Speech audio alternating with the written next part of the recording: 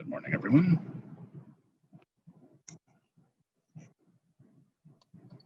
Good morning.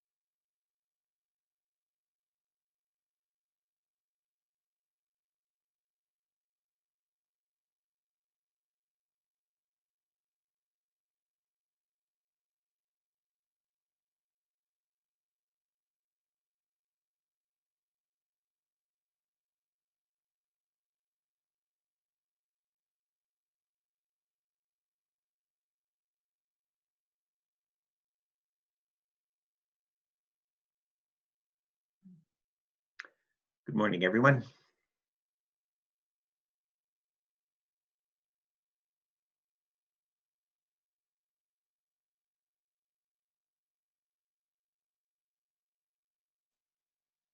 Morning, Sean.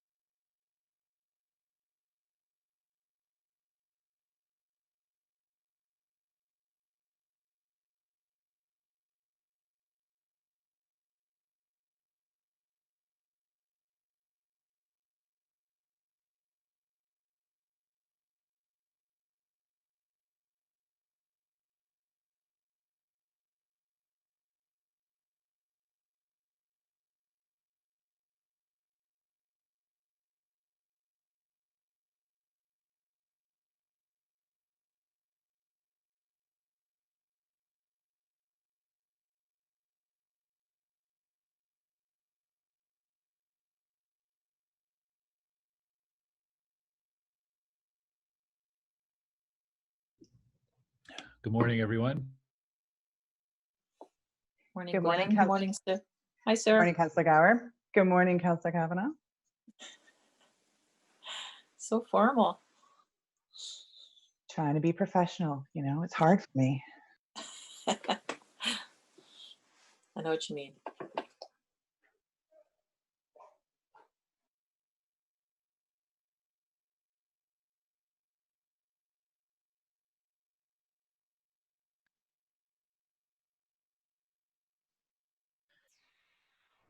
Hello, Commissioner Wright Gilbert. How are you? Hello, Glenn. That's so funny. I was just about to say good morning, Councillor Cluche. Good morning. Morning, Councillor Kavanaugh. Morning, Sean. I'm not going to call you Councillor Byrne right now. Okay. Not till they say we're rolling. Morning, Teresa. How the hey are you? I can't hear them. Drying up. That's all the way up to Get the 100. wet one out there. At the bottom, does it say audio settings? Mr. Greer, I think you're talking. We can, in fact, hear you. just so you know. Can you? Can you hear now? We can hear you, yes.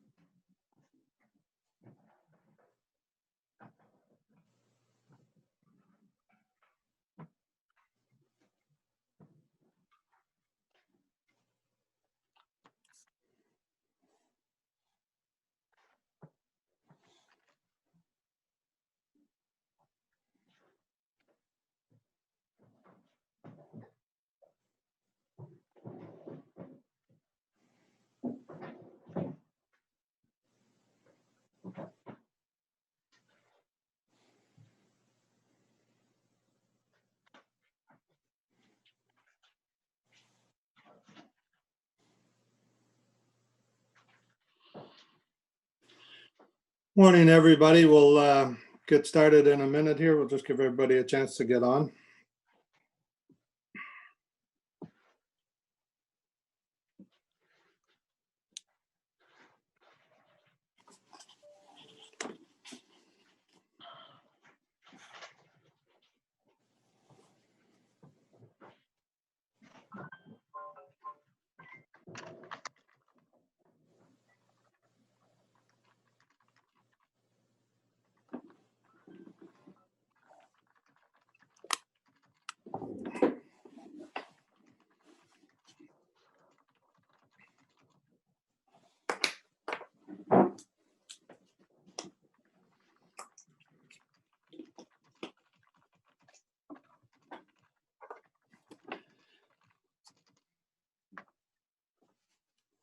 Okay, so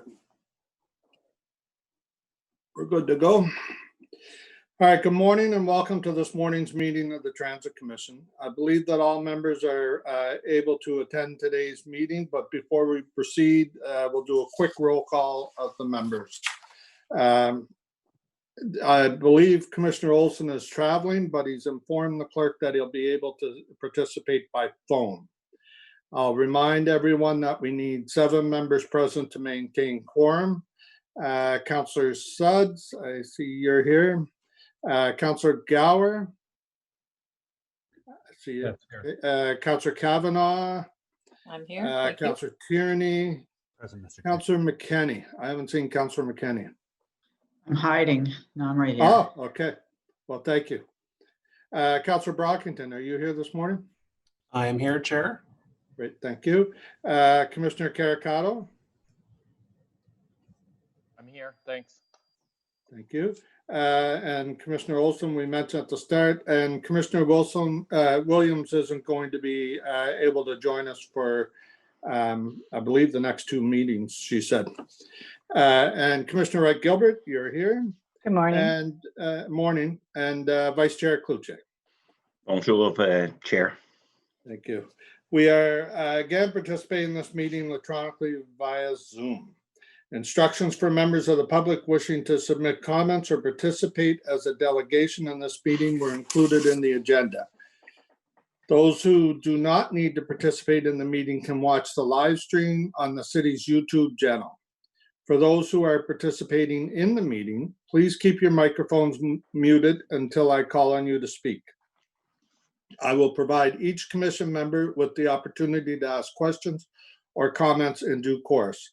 Commission members will be called on first, followed by any other member of council who has joined the meeting.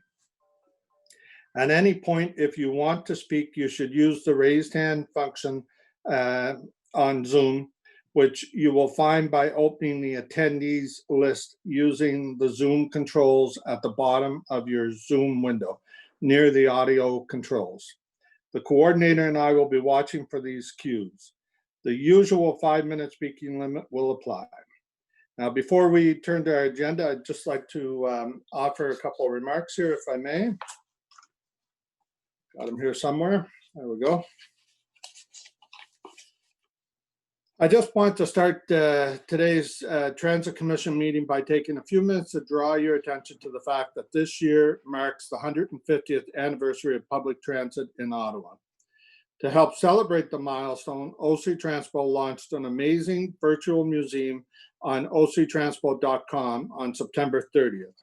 The virtual museum is an interactive space where guests can explore the moments that defined our city's transit system, and it's actually fun for everyone too. I encourage you to check it out if you haven't already.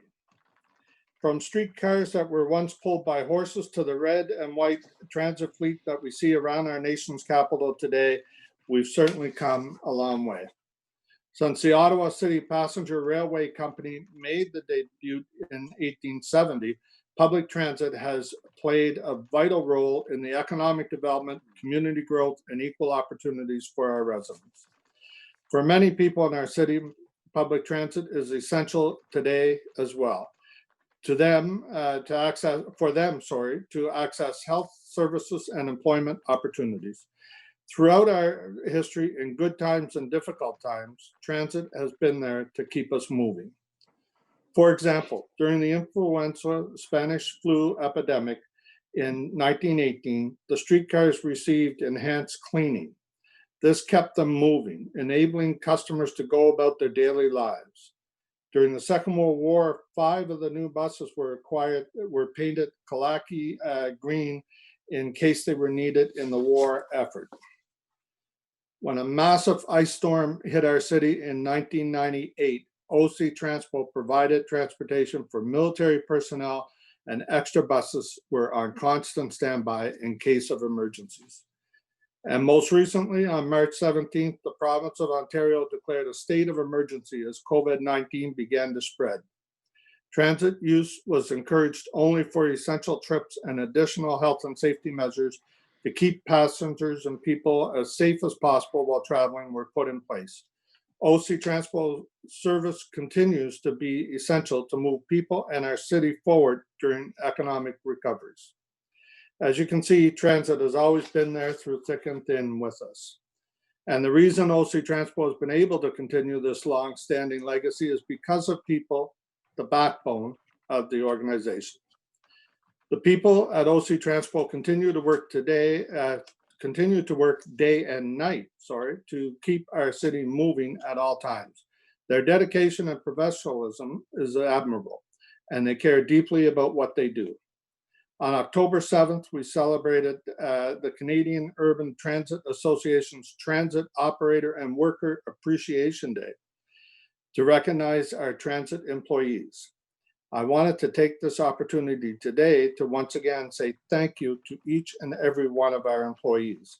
The work you do keeps our city moving, and we appreciate you. Thank you. So now we'll move on to the agenda. And first off, is there any declaration of interest? Okay, seeing none, we'll move to the confirmation of the minutes. We have minutes number 16 from the Transit Commission meeting of Wednesday, September 16th. Are these minutes confirmed, or is there any comments? Confirmed. Confirmed. Confirmed, thank you. So next up, we have communications. So next under communications, we have a response to council for the inquiry 20-17 is noted. This was to have been listed on the last agenda, but was missed due to an administrative error. If anyone wishes to lift this off the agenda, we will have to approve that by the rules of procedures being waived to add it. As such, it would be discussed as an additional item at the end of the agenda. But I believe that any questions on this matter can be addressed as well by Mr. Manconi in his presentation. Does anyone want to lift the inquiry? Sorry, Chair, I just want to, I don't have the agenda in front of me. Is this the update on the electric bus procurement? I believe so. Hold on a second, Catherine. I don't have that right in front of me here. Oh, the electric bus procurement is the information previously distributed item, Chair. This is the item that was a council inquiry from July. Okay, so sorry, so it's the IPD that I want to lift. So sorry about that. Okay, so that's at the end here.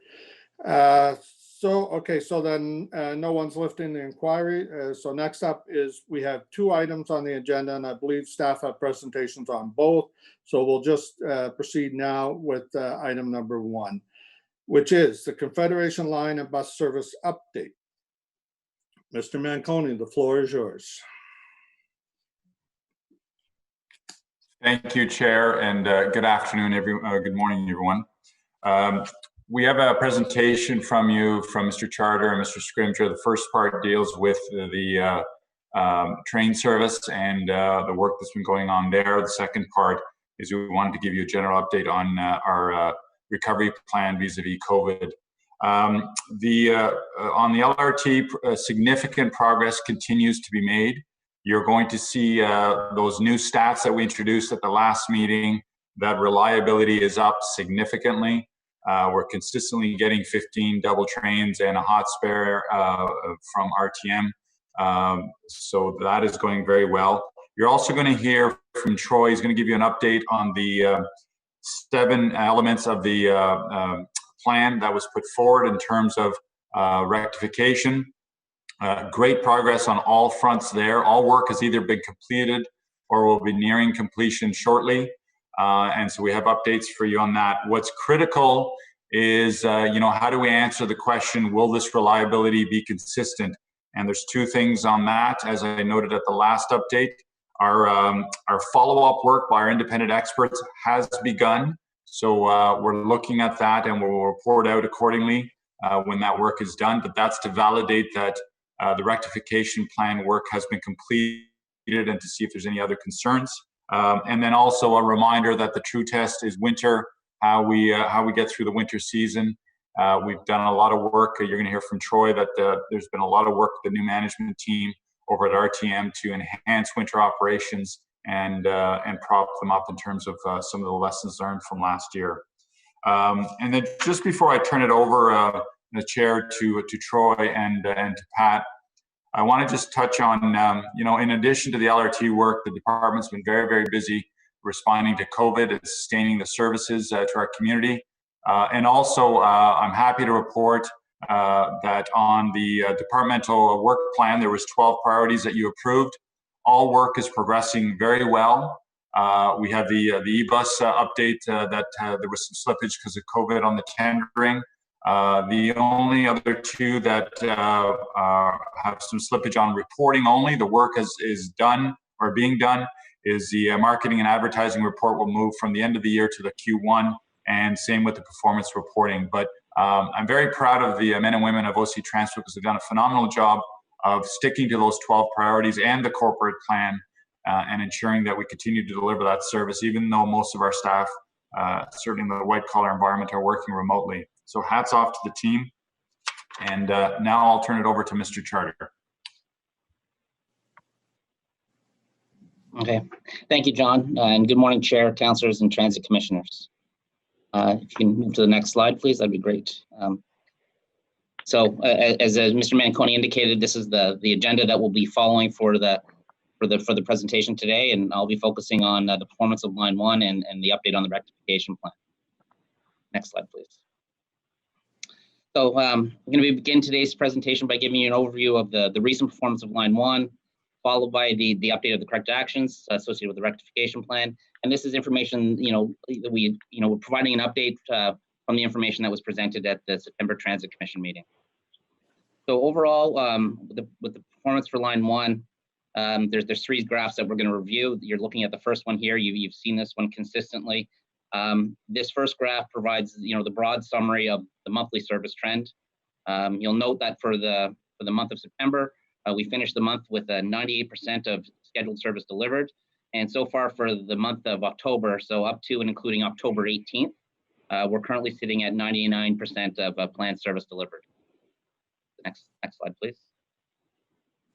Similar to the previous graphic, you'll recall that this graph shows the percentage of service delivered on a monthly basis, and each dot on the graph is the percentage of the planned service delivered on each specific day of the month. The wavy line running horizontally across is the monthly average and it's essentially the service trend. And then the dotted line across the top of the graph represents the 97% service delivered threshold. Again, we continue to see for the month of September and so far in October that there's high overall monthly reliability. What we're also seeing is that those dots, the individual days of service, are clustered very closely together, and they're largely above the 97% threshold. This means that there's less and less variability in the performance on a day-to-day basis, and obviously, this is good for our customers. This is what our customers expect. This is what they deserve. You may notice, though, that there have been a few outliers. For example, on September 21st, we had some issues during the morning launch. And then on October 13th, I'm sure you all recall, there was the suspicious package at Tunney's Pasture, which caused, an impact to the service, the rail line there. And that's reflected in these graphs here. Overall, this graph confirms for us that not only is the service reliability improving on a monthly basis, but also on a day-to-day basis. I'll just leave the goddamn meeting. Next slide, please. So this is the third graph, and once again, just as a quick reminder, and I promise I won't do this every Transit Commission meeting, but this graph combines the previous 2 graphs into one. It uses the same variables as the previous slides and aggregates all the data you saw in the last graph into this color-coded representation. Green shows the monthly service delivered above 97%, and red shows when it's below 97%. Overall, I think, as I stated, the goal is to see highly reliable service over the course of a month, but also the one that is consistent on a day-to-day basis. The more consistent the service is on a day-to-day basis, the smaller that green box you'll see. So, if you look at September and October, you see that those green boxes are above the 97%, and they're fairly small boxes, and that shows that the service is consistent day-to-day with very few outliers, which is ultimately what we want to see. So, conversely, we're talking about reliability, but what we're also seeing, and it's just the opposite way of saying the same thing, but we're seeing a significant reduction in the number of disruptions. This obviously corresponds to a reduction in the number of delays, reduction in the number of times that we've had to use R1 replacement bus service, as well as single tracking. And we know that the R1 and the single tracking, those are the ones that are particularly disruptive for our customers. So we're seeing positive trends across the board on all those fronts. So that's the overview of the performance, and now I'll get into the rectification plan. So as you are aware, the rectification plan that RTG presented to the city in the spring outlined 7 key areas for improvement that have an impact on service reliability and ultimately impacts our customers. Overall, as Mr. Manconi indicated, significant progress has been made in resolving these issues and improving the service. With regards to vehicle brakes, largely the work here has been completed. Software updates have been made to both the train as well as the train control systems. But RTG does continue to monitor, investigate other fine-tuning of the vehicles to further improve their performance. We're largely looking at ride quality, ride comfort issues at this point. But largely the work is complete. But we need to monitor it over time to make sure that it has the desired results in all weather conditions and all seasons. Regarding the overhead catenary system, or OCS, RTG has made adjustments to the OCS, which included the repair and replacement of mechanical supports, as well as conducting the end-to-end inspection. They continue to make seasonal adjustments to take into consideration the changing weather conditions. When you go from warm weather to cold weather, metal does contract and move, so they need to be on top of those things. And that's not unlike all other OCS systems in the world. There always needs to be some ongoing adjustments. But this is one of those ones. It's a critical area, so we continue to monitor, and we'll be watching this as we get into winter months. As described at the last Transit Commission meeting, all of the switch heater locations are being upgraded. This will help increase the functionality of switches during the winter season. We know that we had a number of disruptions last winter, and they were directly attributed to switches and switch heaters. Give you a little bit more detail on these ones. To start, the Transit Operations Control Center, the control system that we use that allow our staff to remotely check and verify the status of things like the sump pumps, elevators, cameras, all those types of things. It's been updated to provide our rail controllers with advanced notification of potential issues with a switch heater before there is an impact of service. So with this, when our control center staff are alerted to an issue with the heater, RTG staff can be dispatched to rectify the problem before things like snow or ice can build up and then prevent the track switch from functioning properly. This system has been updated, and our control center staff are going to receive their training on this new feature in the coming days. So that's a real positive step forward. As well, work has commenced to upgrade the switch heaters across the entire line. The switch locations from Tunney's Pasture to Tremblay Station are being upgraded with additional heat trace elements that are essentially they're installed directly on the rail and heat the rail at those switch locations. This will be in addition to the current electrical heaters and will provide a secondary means to prevent the accumulation of ice or snow. This leaves the 3 track switch locations east of Tremblay Station, where, as I said at the last Transit Commission, where all but one service disruption related to track switches occurred. We all know that this area requires additional attention and is a priority for us and for RTG, especially those track switches that are located just outside Blair Station.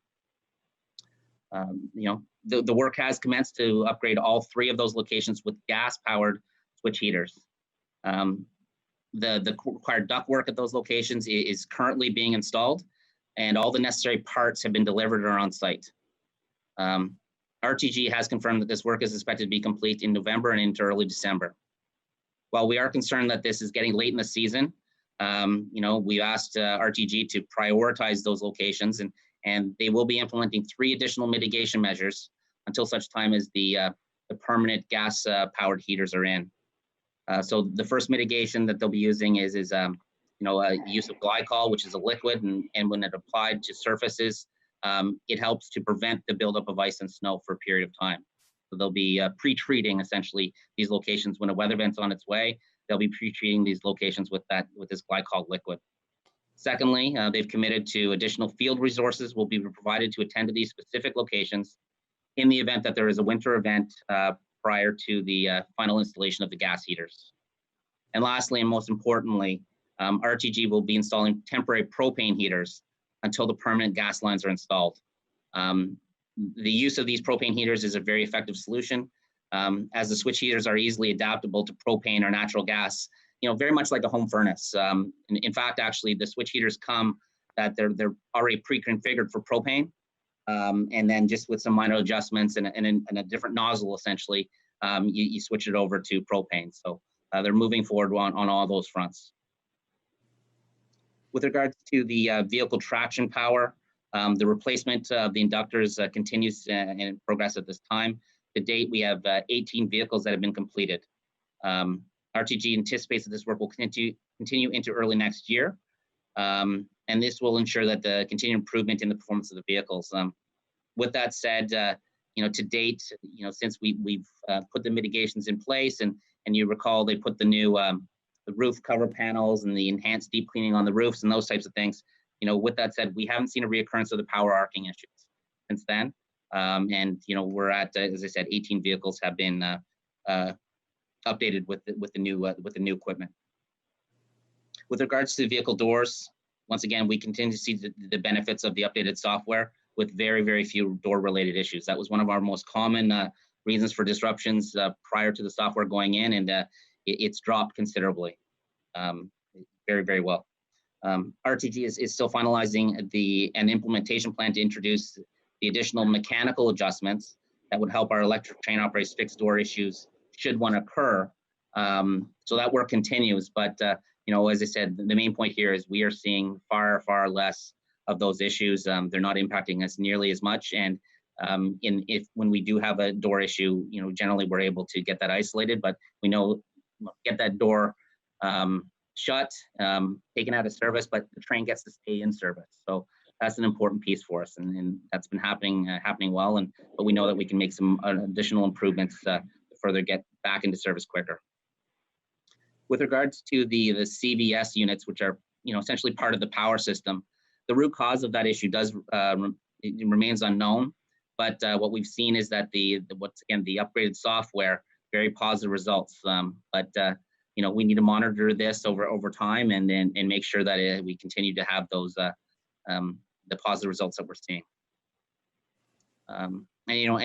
As reported at the last Transit Commission meeting, given the positive results over the summer regarding the HVAC, we're very encouraged. But we know that we have to get through the winter season. We saw how it functioned during the heat, but now we need to verify how it functions in the cold weather. So seen some real positive stuff there, but we need to see that it continues through the winter months. So that's, we need to monitor that and watch it closely. Overall, staff are continuing to monitor performance on all these items. As I mentioned, we need to make sure that it continues over time through all different weather conditions. We know that the winter months are the most challenging, so we need to ensure that the reliability continues during this time. The last item on this list here is the city's assessment of the rectification plan. This assessment does include all these elements, the 7 items that we've reported on, but it also includes, we're taking a very holistic view. It also includes things like, the track work that we reported on previously, as well as, procedures for winter operations. Mr. Manconi indicated with regards to the winter operations, there's lots of work that's been done there. They're updating their plans based on the lessons learned. We've had several working sessions. We actually have another working session this afternoon to finalize the staffing levels and all our operational procedures. And we're looking at different types of weather events and what the different types of responses would be. But that's all going to be part of this assessment, looking at the rectification plan, as well as the other items that could impact the reliability of the line. So these independent assessments are going to continue, and they'll help us inform our future actions and decisions. The last part of my presentation, then I'll turn it over to my colleague Pat. With respect to the wheel cracks, RTG and Alstom have continued with the daily inspection regime of the wheels. This is being undertaken concurrently to the independent TSB investigation. I can't stress that enough, that the independent TSB investigation does continue. And as we mentioned in the last Transit Commission meeting, it may take some time, but they are continuing. We continue to keep our regulatory partners informed, including Transport Canada, the TSB, as well as the RMCO, or the Regulatory Monitor and Compliance Officer. He's also being kept apprised of this issue.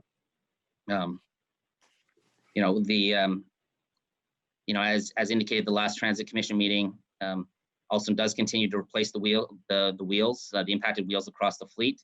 To date, the work to replace the train wheels is underway, and we've replaced the wheels were replaced on 5 vehicles. This work will continue through 2021. And it is anticipated that the replacement of the wheels will be finished sometime in the Q1 of 2021. The positive piece is that as evidenced by the positive train service reliability, RTG continues to provide 15 trains consistently during the morning peak period and meet our daily service requirements while continuing with the vehicle inspections. So we're happy in that regard. So as I mentioned, I'll now turn ththings over to my colleague Pat Scrimger. Thank you. Thanks, Troy, and good morning, Mr. Chair and members of the Commission. We'll talk a few words about transit recovery update and some other recent changes on the transit system. So first of all, ridership in September was at 30% of its usual levels. That is, in absolute terms, the highest it's been since the pandemic began in mid-March 2020. Well, and you'll recall that in March and April we fell down so that we were only at about 15% of our usual levels. This obviously reflects the large number of people who are working from home and also learning from home and not traveling to universities and colleges. We are continuing to monitor ridership every day, and as more customers return, we'll make adjustments as necessary. To this point, those have mostly been around the changing requirements, and this is back at the beginning of September, changing requirements of people traveling to and from high schools. Next slide, please. This graph shows in percentage terms where ridership has been from mid-March, and it fell very quickly, as you can see, and hit a low point, which was sustained through April and May, began to rise and has been rising fairly continuously from June to September, and then flattened out a little bit. Some of the ups and downs that you see there are, because this is a day-to-day, some of those ups and downs that you see are related to holidays on long weekends and the changes in travel patterns that occur on those days. Next slide, please. Last Sunday, we opened a new bus-only road at Carleton University, connecting to an internal road called Raven Road at the university. This new road connects Bronson Avenue with the Carleton University campus and avoids traffic congestion that always occurs at the corner of Sunnyside and Bronson, allows buses to get in and out more quickly as they arrive from the south and leave to the south. Primarily, this was put in as part of the stage construction. Troy, you're not muted. But it also supports the regular service that continues in there on routes 10 and 111, and it'll remain in place for those buses even after Line 2 reopens. The next slide, please. In our continuing work to do a number of small things to improve customer service and to respond to the COVID situation, we've introduced at the Rideau Center Customer Service Center what we're calling the virtual line. People arrive, can punch in the type of question and the type of service they need from us on the screen that you see there, and they get a number that gives them their place in the queue, and then their number is called out and they can go up to the counter. Coming up in the next few weeks, we'll also be adding a text function to that, so people can be further away and get a text message when their place in the queue has arrived, and also a web app so that they can register their appointment to visit without needing to visit the site. So obviously this reduces lineups, allows customers to stand further apart and further away from the customer service center and still get from us the service they need. Next slide, please. I'll report to you on Operation Mask Up, our concerted blitz, which began on October 19th, which for the first weekend was about warnings and then changed to issue fines for those who aren't complying with the mandatory mask requirement. As of this weekend, as of up to Sunday, we had 15 customers who were turned away and denied access to the system by our special constables because they declined to wear a mask. We had 7 customers who were issued fines. We had 454 customers who were coached in how to best wear their masks, as they were not wearing them properly as they encountered the special constables. There were 23 customers we saw during that time who had medical reasons not to wear a mask. And before the fine started, there had been 25 written warnings issued between the 9th and the 12th. The next slide, please. Internally here at OC Transpo, since the beginning of the pandemic, there's been about 41 of our colleagues out of 3,000 of us who have tested positive for COVID-19. 22 of those staff members are in positions that are public facing and that we notified our customers about. 32 of the 41 have recovered and are back to work. And at this time, 9 are continuing to self-isolate and are recovering from their illness. As the chair mentioned, 2020 marks the 150th anniversary of public transportation in Ottawa. And so at the end of September, we launched an online interactive virtual museum to share information and allow some interaction and some participation to draw attention to Ottawa's strong history of public transit. In the virtual museum, we've got some very nice photos where you can compare then and now, a nice historical timeline with that reflects how things have changed over time, with photos to illustrate, and a little interaction to allow people to download and colorize some historic photos and upload them back so that we can have a look at them and share them if appropriate.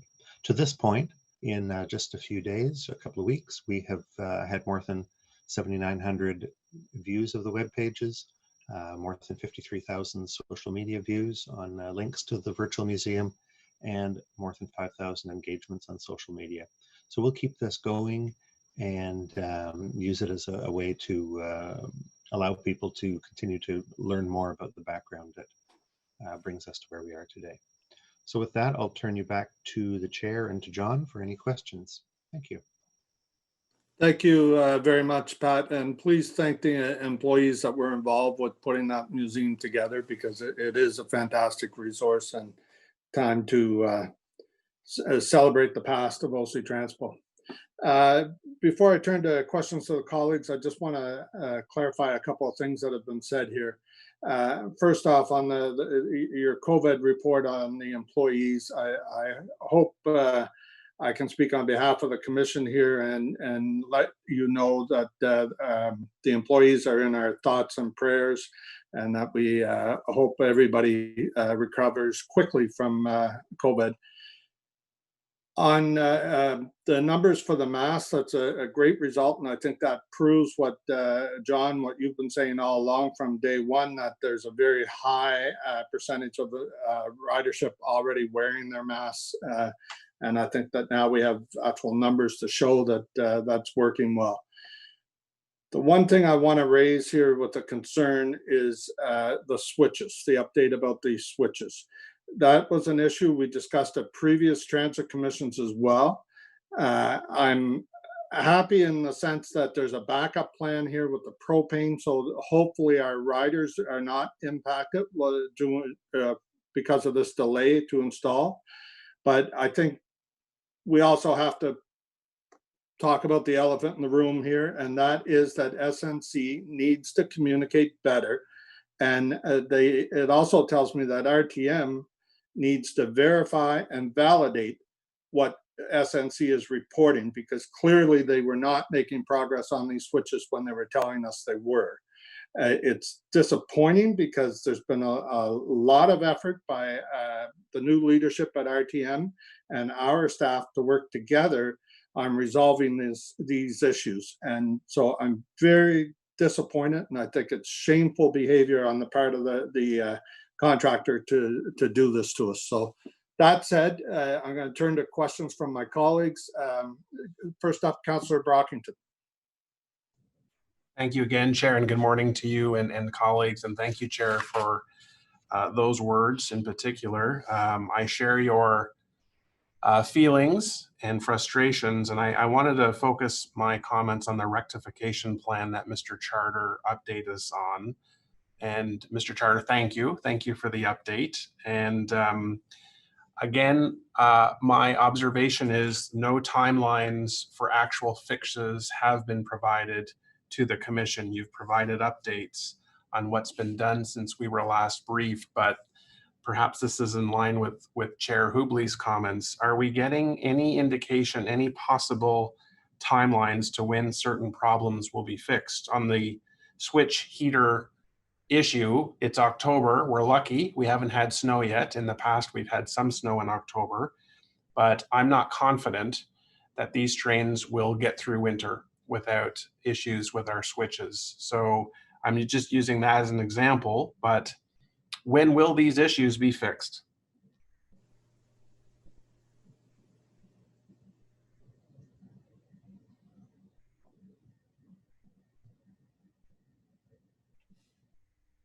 Who's going to answer that for Councillor Brockington? Chair, I'll take it. I don't know where Troy went, but so all of the elements have been completed, save and except the switches. We've started our assessment. We're doing 2 passes on the assessment. The first one was a very high level, but also in parallel with that, a very technical one. We're measuring sag in the catenary as an example. We're doing track measurements using ride-alongs and so forth. The first indicator I wanted was at a high level, was there any showstoppers? And the preliminary verbal briefing from the independent team is no showstoppers. And the reason I wanted that is I didn't want to go into winter with anything big that was out there still outstanding. The switch heaters were supposed to be done by the end of October. They did not. They advised us a week ago that they were not going to meet that timeline, but they didn't come empty-handed. We asked for a redundancy plan, and so we have the multi-pronged piece that Troy articulated. I want to go over it again because I don't know how the audio was for others, but he was breaking up when he went through it. So I just want to share with your permission, I want to go over the switch backup plan one more time. Yeah, please do, John, please. One of the things we didn't have last year was SCADA points, so a live telemetry into our control room, knowing the status of the heaters. We knew the status of the switches. We did not know the status of the heaters. We now have that. So in the control room, you'll know whether the pilot light is on, whether the blowers are working, and so forth. Check, that's done. We also wanted the west end switches upgraded. We did not require, nor did we think they needed to go to gas there because the data is clear. The problems were in the east end. So the electrical extension on those heaters and upgrades have been done. So check, that's done. What you're left with is Tremblay, Saint Laurent, and Blair. Blair being the most problematic switch. That work has started converting to gas, natural gas. And if they don't get that completed in time, they can use portable propane tanks to fuel that switch heater. They're also doing Tremblay and Saint Laurent, and it's been elevated to the highest level of the consortium to accelerate that. Ideally, we would have wanted that done by November 15th. That's your typical cutoff. I've done winter operations in public works. That's when you really want to sleep well at night. So, but they're not going to achieve that based on what we know today. But I can tell you they're talking to their trades. We've also given them opportunities. We'll do shutdowns on the weekends to accelerate it. And then on top of all that, they're also adding glycol, which is an anti-icing agent on the switches, which is a very good approach, and extra resources, not just when needed, but physically there. And Troy has been instrumental in giving them access gates, portals, parking spots for their staff, and so forth. So a very robust plan with multiple layers of redundancy. But Councillor Brockington, to your point, we should have maybe indicated that in the presentation. All the work has been completed. RTM has said everything, save and except those last pieces of the switches, are ready for our assessment. So that's the punchline on today's report to you. I don't know if that answers your question. Yeah, I appreciate those details. And I'm going to ask you a question, but I'm going to start with my answer first. And I've been asked how I will deem success of this rectification plan. And I said, if you look back to February of 2020, when we were serving 185,000 people in a day, on a good day, and the trains were running, my measurement of success will be that volume in the winter with uninterrupted service. When we can consistently offer LRT service to that volume of people, because that's what the system was built for, consistently in harsh conditions, that's my measurement of success. So Mr. Manconi, after all this work through our rectification plan by SNC-Lavalin, how are you going to assure us that it's fixed and it's successful in your mind? What's your measurement? Oh, that's a great question. So the independent assessment is critical, and getting through winter is also very critical. We all collectively, all of us, have one problem. We don't have the volume that you're talking about. Yep. We're not going to have that 11,000 people per hour per direction. Having said that, I want you to know that even without the loads, we are doing things that were not part of the plan. They came up from our team and our professionals, and I'll use the doors as an example. The software got installed, went through all the testing that normal railroads do. In addition to that, I gave Troy a mission.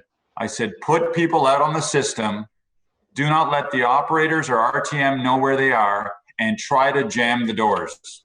Okay. With backpacks, with different configurations of stress on them and everything else. The door software is performing very, very well. I would love to have a full system to test it to the point that you're talking about. We don't have that. We've got COVID. I'm hoping some ridership returns. But I also want to look at, in fairness to RTM, where the successes have occurred. 15 double vehicles, hot spares ready. Sometimes we have 2 hot spares that they don't even have to have. They've responded well to situations. Somebody was asking why there was a train parked at Tunney's a couple of weeks ago. That was a strategic hold because it was showing some early signs of a potential problem. They removed it from the line so they didn't have those long drawn out things. Like you, Councillor, I remember New Year's Eve, and that was the ultimate failure. We don't want another one of those. I've got all the ingredients to do the assessment. I don't have the volume of people, but there are a lot of boxes that are getting checked off very well. And good service equals payment equals happy customers and a council that doesn't have to deal with angry customers. And you know how sympathetic I am to the brunt that you folks have had to face, and to our customers and staff. Thank you very much for that. Mr. Charter, can you confirm the wheel cracks? Your report says all wheels will be replaced, but I heard in your presentation you said all impacted wheels will be replaced. Can you just clarify, is it all LRT wheels or just the ones showing signs of default? Yes, Mr. Chair. It's more than just the wheels that are showing signs of a crack or of an issue. We know what the root cause is and what caused that. So every single wheel that, whether it has a crack or not, that had that, if you recall the last meeting, I talked about this jacking screw that was out a little bit too far and which caused the stress. Every one of those wheels that had that jacking screw protruding out a little bit, whether or not there's any issue with that wheel, is being replaced. But there are wheels in which the jacking screw is not an issue. Those ones are not being replaced. Those ones have been confirmed to be fine. They're, we've been referring to them as green wheels, but we're replacing all those that have had that jacking screw issue, whether or not there's been a crack or any sort of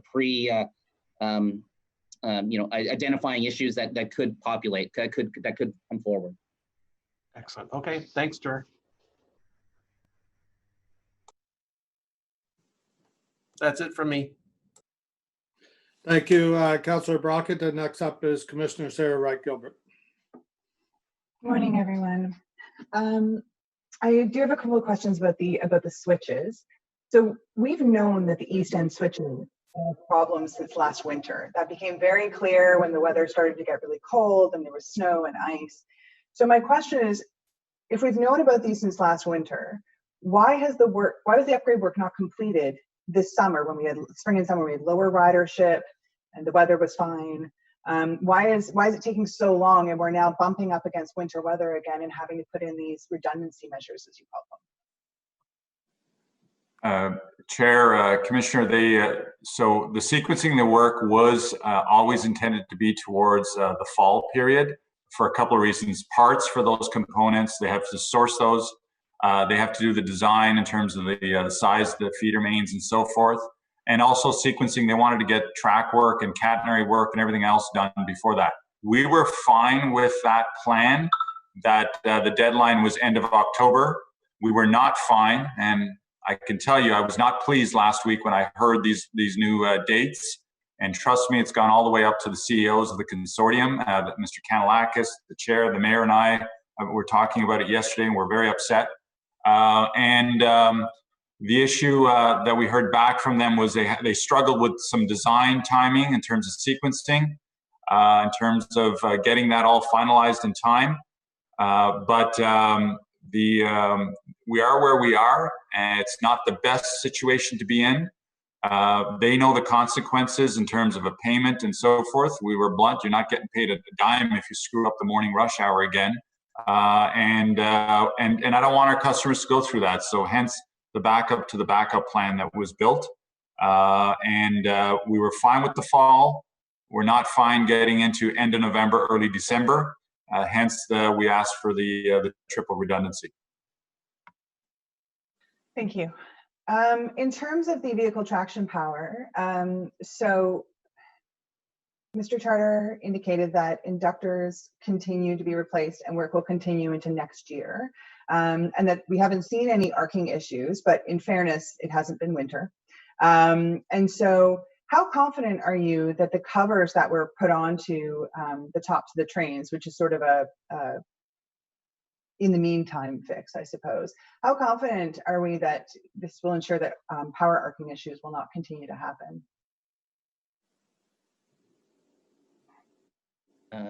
Yeah, Mr. Chair, maybe I can take that one.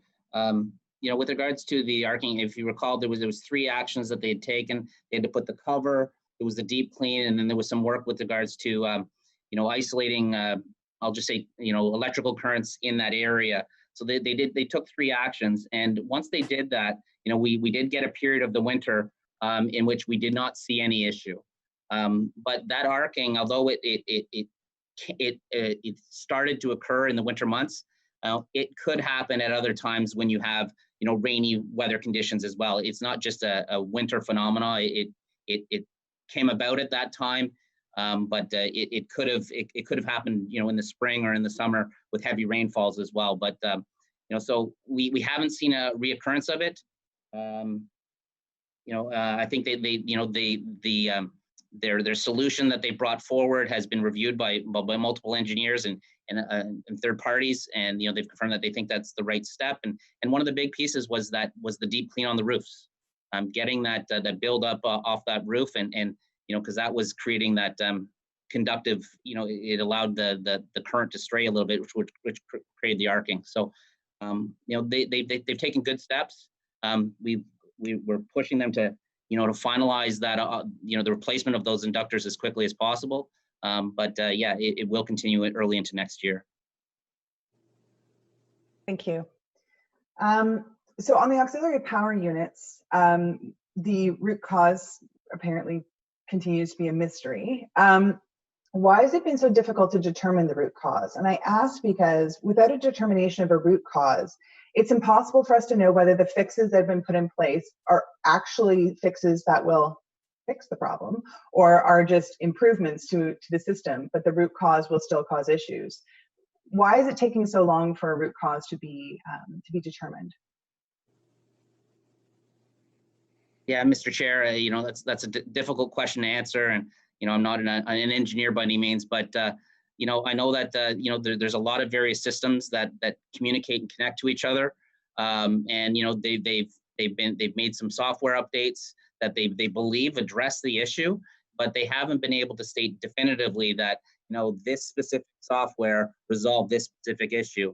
They believe they know what the issue was, and they believe that the various updates they've done has rectified it, but they haven't been able to pinpoint this was the exact cause. And I think it's just a function of there's so many different systems that are communicating each other. There's so many different variables, and there has been work that they've been doing on a whole bunch of things, and it's whether it be the catenary system and how the catenary interacts with the train, or how the CBS units interact with the hydraulic pressure units. I mean, there's all those interaction points. So they're systematically going through where there is where the systems are communicating with each other, and saying and trying to isolate it. But at this point, they believe they've addressed it, but they can't pinpoint this was the exact problem, this was the solution.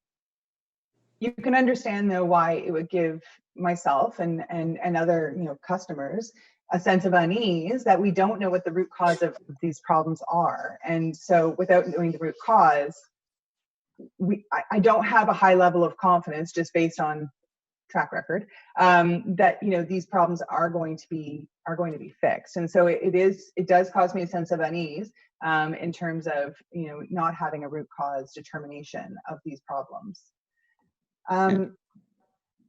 So you mentioned briefly in your presentation about track work, and I just wanted to ask a quick question about that. Can anyone provide an update on the track work that has been undertaken, and what's the expected date of completion? So specifically, I mean, we all know that the area around Herdman Station on either side is a bit of a rough ride. And so I just wondered if we could get an update on the track work. So on the track work, Mr. Chair, 2 things. There's some upcoming work that will be done that'll address some of the noise and the ride comfort issue. But one of the messages, and you're going to start to hear this over and over from me, some of this stuff never ends, right? it's a railroad, and you will always be doing track work. And I just say that because I don't want people to be alarmed if they see us out there doing track work. And by the way, most of it gets done at night or if we do shutdowns and so forth. So there is some significant adjustments that we've asked for, and that's come from our work. Mr. Boyle, you remember he was here months ago, and the new management team has embraced all that. And they're mapping out some track work time slots with Troy. We want to do that after the track switches are done. And then with track, the key message is you will always be working on the track, both summer and winter, day and night. It's when you don't adjust the track and do things such as the spot weld checks and the corrugation checks and so forth that you get into significant problems in terms of that. So left unchecked, you can get major track issues, but we do have some work coming up that addresses the noise and the ride comfort piece. No firm dates yet as to when that's on, but that does not affect. Okay, thank you. So my final questions are to do with the wheel cracks. I'm glad to see that there's a daily inspection regime of the wheels just with respect to the cracks. Have any new cracks been found since the last report? I think there were 4 at the last we had heard. Have any new ones been found? No, Mr. Chair, since the last Transit Commission update, there hasn't been any additional cracks found. Thank you. And finally, at the last Transit Commission meeting, Mr. Manconi made it clear that OC Transpo's conclusions with respect to the root cause of the wheel cracks were independent from the TSB investigation. Mr. Manconi was very clear about that. The TSB investigator had not come to a conclusion with respect to the root cause of the wheel cracks. In his presentation, Mr. Charter did mention that we know the cause of the root cracks. The root cause of the wheel cracks. Has something changed? Is TSB in agreement with OC Transpo and RTM's determination of the root cause? No, it's the same as last commission meeting, Commissioner Gilbert. The team that was working on this believe they have found the root cause, but TSB will not sign off on that because they have not completed their investigation. So it's as we reported at the last commission meeting, and I made it very, very clear, and I'll say it again today, that TSB has not signed off on our conclusions. They're doing their own independent assessment. Thank you, Mr. McConey. I do think it's important that we note that TSB has not signed off on the conclusions, and it's an independent assessment. Just to be clear, those are my questions, Mr. Chair. Thank you. Thank you very much, Commissioner. Next up is Commissioner Caracato. Thank you, Chair. And thank you, Troy and John and Pat for your presentation. I want to highlight some of the positive things that I heard today, which is, in my mind, I guess, the virtual lineup and the text queue for the Rito Center. I've often seen those lineups and thought we must find a different way to do this. So I'm here that you guys have found that, and things will be up and running in the weeks ahead. Pleased to hear the mask up operation is working and that only 7 people have been fined. And the Raven Road extension at Carlton U is a real good news piece as well. I sort of live near that area, and therefore I've seen the issues that have arisen. So thanks for addressing that. I wanted to give Mr. Charter the chance to talk some more about the HVAC system. You sort of touched on it a little bit, and just wondering if you want to speak a few more minutes about that and what could go wrong. Yeah, Mr. Chair, thank you for that. With regards to the HVAC system, obviously, it controls the temperature in the vehicle and as well as the temperature in the operator's compartment. So, there's, it needs to be a certain temperature in the winter and certain temperature in the summer. So we saw over the summer months that, with the adjustments they've made, both, in the passenger compartment and the operator area, that it was able to maintain the required temperature. So that's the air conditioning side of things. We need to look at it from the winter operations and the heating side of things. And we're looking at it both, as I said, from both the passenger compartment area to the operator compartment. Now, one of the challenges that I'm going to note here is that right now the trains are operating, and we're, you know, Mr. Manconi, I think, indicated this last commission that we're going to continue with the operation in which all doors open at all stations. You know, during these COVID times, we don't want to introduce a touch point for customers to touch the door to open it, to press that the demand button. So, you know, that does create a challenge on the HVAC system in that, you know, when you open up 14 doors on this train, you know, the air, you know, all the air that you built up inside goes out and you bring in fresh air, which is a good thing too, as well during COVID, and that you want that air to be refreshed as frequently as possible. So that does create a bit of a challenge for the HVAC system. But you know, it did function well over the summer, and we had, you know, if you recall, we had a very, very warm July. So, you know, we need, but, you know, I think it'd be wrong for me to say that I'm confident that you know, I think they've got the right fix, but, you know, we do need to see it in the winter months and how it operates. But once again, operator compartment as well as the passenger compartment. Okay, thanks.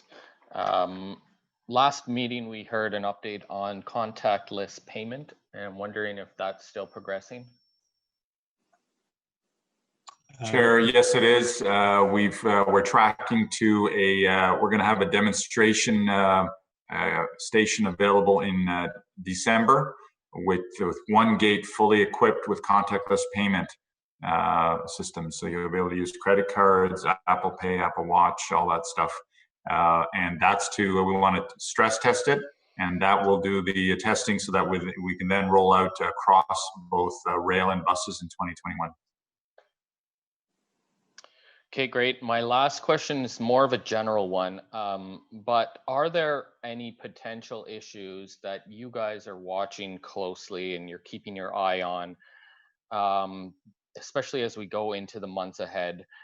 You mentioned a lot of boxes being checked, and just kind of want to give you an opportunity to discuss which boxes are not being checked and what's keeping you awake at night as we go into the next phase, I guess, of this. Yeah, no, that's a very good question.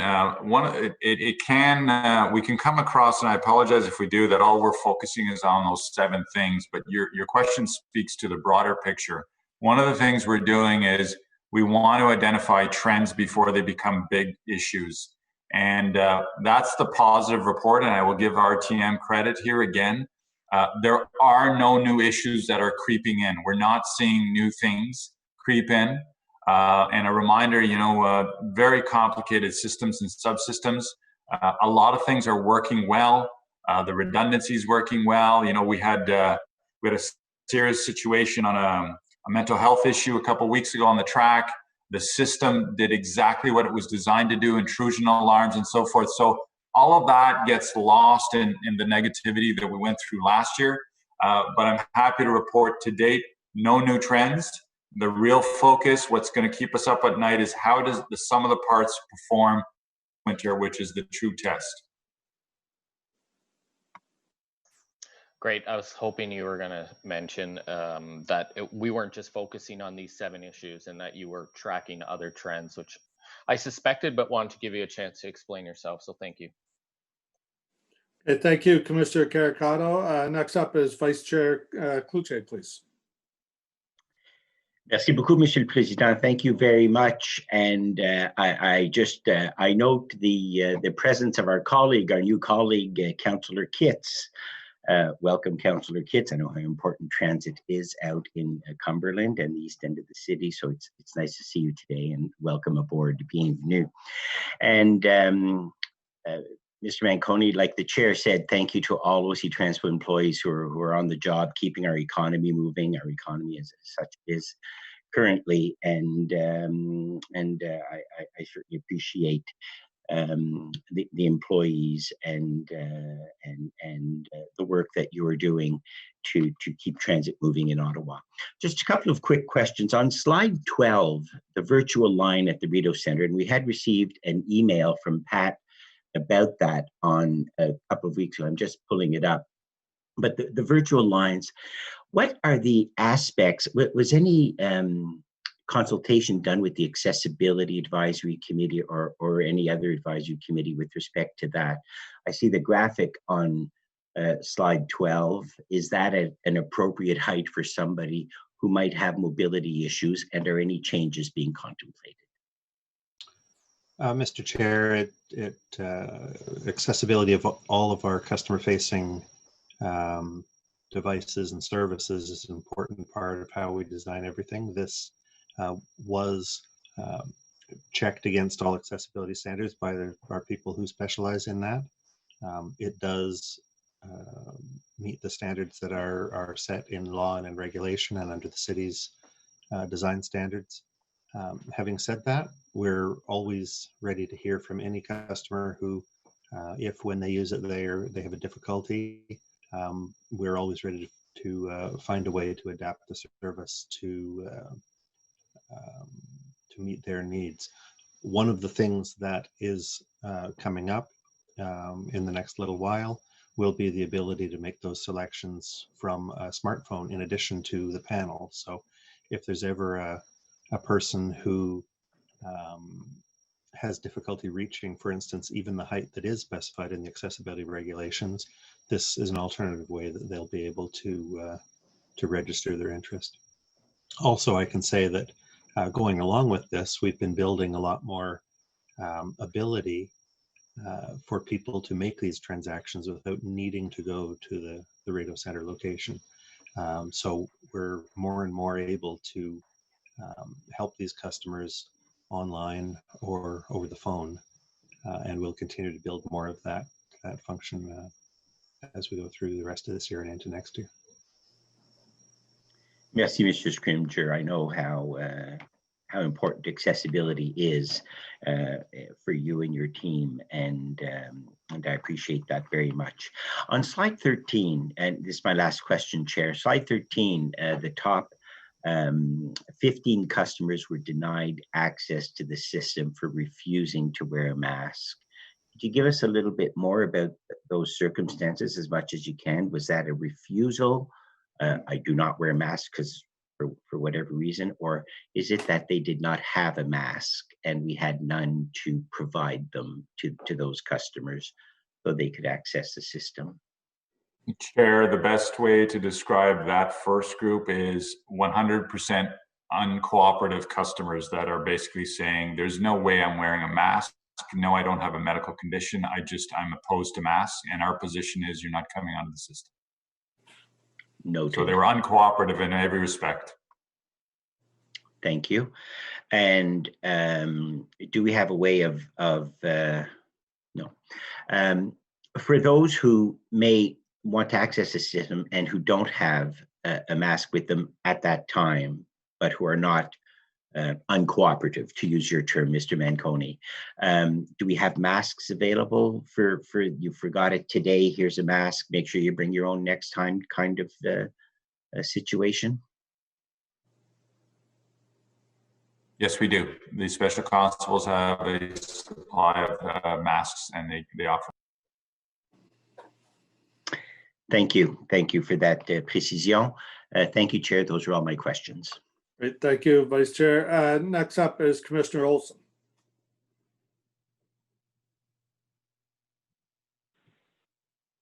Commissioner Olson? Thank you, Mr. Chair. Can you hear me? If you could speak up a bit or closer to the mic, that would help a lot. Okay. Okay, I hope this is better. I apologize for the poor connections. I'm traveling at the moment. I have one question with respect to the mask up operation, and it may not be for OC Transport, maybe for the legal or finance department. Is it possible for the fines that are collected for a similar amount, actually, or for the fines themselves, to actually go to providing some kind of care for treatment for COVID patients or for purchasing COVID tests, so that the fine money can actually be put to a positive use? Chair, all revenues go into general recoveries for the city. And to be candid and blunt, we're bleeding money at the fare box. 4 million a week is up to 4 million a week is what we're losing. So we're in a deficit position, as you know. So we're trying to secure all funds. So the treasurer takes all of the fine money and puts it into the general reserves.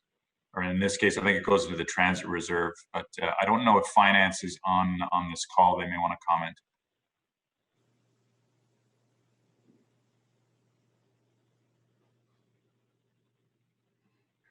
Anybody from finance there? I don't think they are, Chair, but generally speaking, that's the approach we've been taking right now because of the deficit situation. So redirecting funds would not, while a great idea, would not be something we'd be recommending right now because of the massive deficit we're dealing with. Thank you, Mr. Manconi. Mr. Chairman, is this something that could be looked at by the finance or legal department again to address what is obviously an historic occasion? Perhaps this is an opportunity to move the money to, as I say, some kind of positive action in our fight against COVID.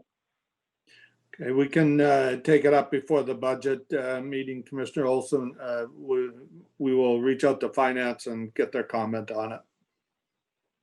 Thank you. That's my question. Thank you. That was your question. Okay, thank you.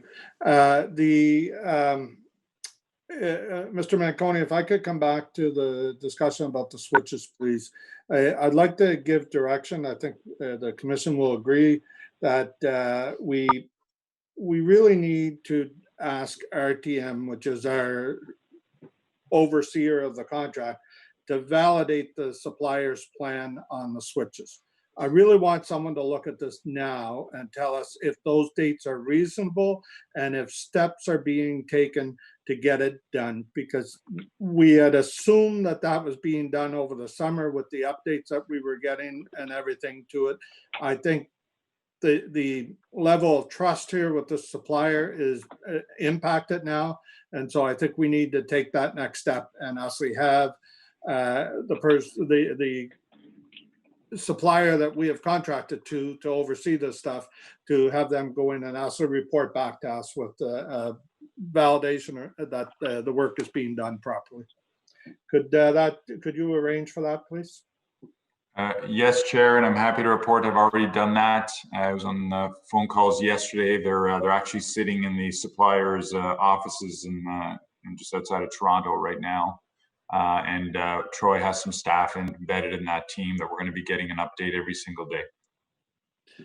Okay, thank you. And we'll have to figure out how, like maybe this will be an update in between meetings, because I would think, especially when the weather forecasts start including significant snowfall, I think our ridership, albeit as low as it is right now, I think we need to get the word out to them that this work is underway.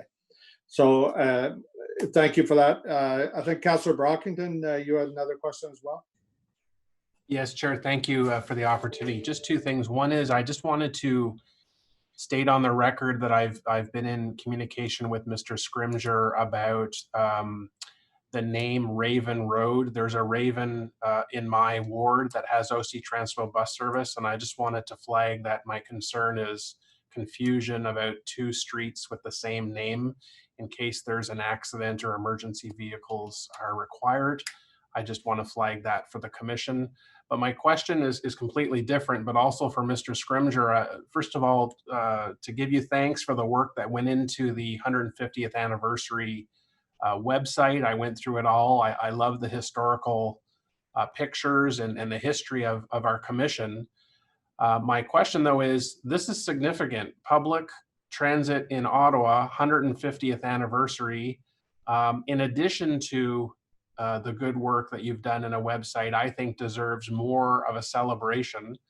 Obviously, with ridership down, it's hard to engage the public who are not riding our system to any great numbers at this time. But are there other plans to help commemorate this significant milestone in the history of public transit in our city? One of my suggestions previously, I think, to the chair was we could have something in our LRT stations, displays, old photographs, maybe some history or trivia about the service, but are there any other plans to celebrate this milestone? Chair, if I could start, and then I'll certainly get Pat to add on. Councillor, to answer your question, there were other ideas that we were going to bring forward, but I can tell you that I took the decision to be very financially prudent.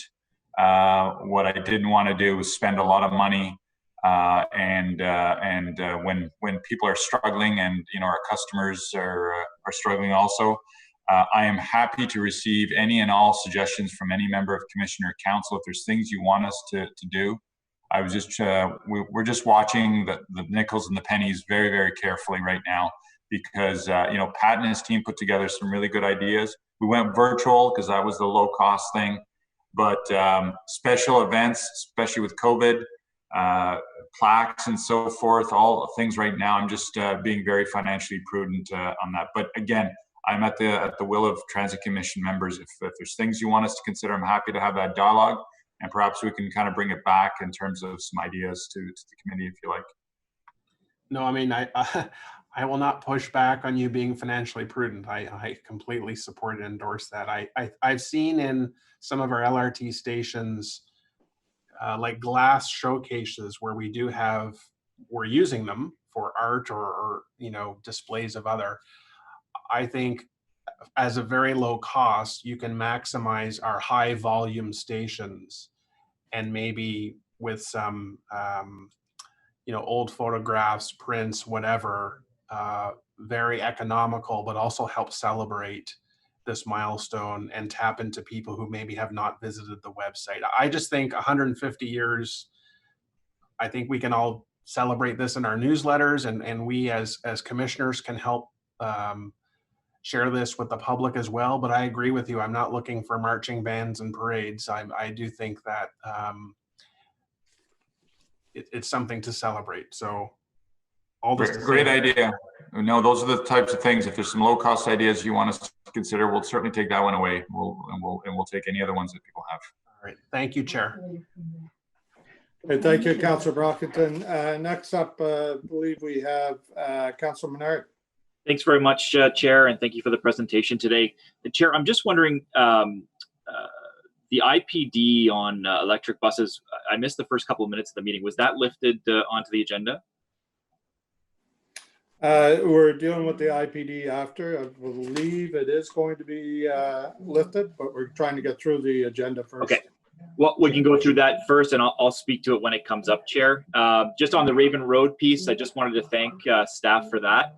And to Councillor Brockington, Raven Road, obviously within Carleton University, it's been named Raven Road for some time now, but certainly worth a discussion there. The key with Raven Road in the future is maintaining that bus priority, to make sure that we keep that bus priority there, that it doesn't just turn into a road simply for cars. It needs to remain bus priority as it is right now. So I appreciate staff's work on that, and glad to see that Raven Road operational. That'll really help with the current shutdown of the O train. Thank you for that, and I'll speak to the IPD when it does come up later on, Chair. Great. Okay, thank you, Councillor Menard. Vice Chair Cluche, you had something else? If I could just interject to Councillor Menard, yes, I do have a motion that's ready to go. If it is the will of the Commission to lift that to lift that item, Councillor Menard, and to Councillor Brockington and my colleagues, if I could just, if you could indulge me, Chair. Streetcar 696, an outstanding part of Ottawa history. It's the restoration of a 1917 Ottawa streetcar that is being undertaken by volunteers, and they were to get the City Building Award in May with respect to this. So I would encourage you to Google Streetcar 696 to learn more about it. There's an element on the OC Transpo website, and I did bring this to the attention of Pat. And if anybody needs more information on that, I'd be happy to share what I know about it. It is being restored at the Colonnade Road OC Transpo Garage. Thank you for indulging me, Chair. Okay, thank you. So seeing no other questions on this item, thank you, Mr. Manconi, for your update. Commission, is this item received? Received, thank you. Okay, on to item number 2, update on OC Transpo's operator barrier test program. Mr. Manconi, I believe you have a presentation on this. Yes, Mr. Chair, and Mr. Greer is going to be presenting this on behalf of the department. So over to you, Jim. Sorry, thank you, John. I'll actually be presenting the presentation on the barriers. There. Okay, sorry, my apologies. Troy. No worries. All right, so thank you. We can go to the first slide, that'd be great, please. Thank you. Okay, so by way of background, in May of 2018, the Transit Commission was informed of a number of products that were being tested on the OC Transpo bus fleet. One of the products that was tested was a permanent bus operator barrier, also known as an operator shield. The primary goal of this physical barrier is to restrict access to the operator's area, essentially the driver's seat, that area, and by doing so, to ultimately prevent assaults on bus operators. OC Transpo worked closely with Supply Services, and following an RFI, request for information process, testing began in April of 2019, and now we're at a point where following a year of observations and experience, the testing period is now complete. Next slide, please. Over the past several years, there's been a number of advancements in the transit industry. Transit properties across North America are working towards or have already implemented permanent operator barriers in an effort to prevent assaults on transit staff. Edmonton, TransLink in Vancouver, and the TCC are just a few of many properties that have adopted barriers. Additionally, in 2015, the federal government passed legislation that brings about firmer penalties for those that assault bus operators. Essentially, it was an amendment to the criminal code specific to assaults against transit operators. Actually, if you could go back one slide. Still there, thanks. Thank you.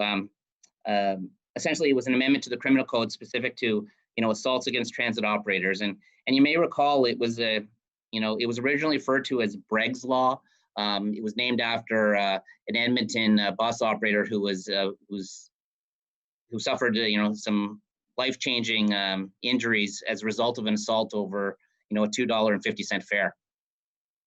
So that's now been approved, or it's now part of the criminal code, and it becomes an aggregating factor. If someone were to assault an operator, that's taken into consideration in the essentially assigning the sentencing to the offender.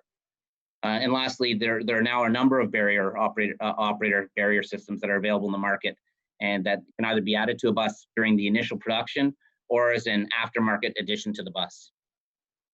Now, next slide, please. Thanks. The safety and security of our staff and our customers has and always will continue to be our top priority.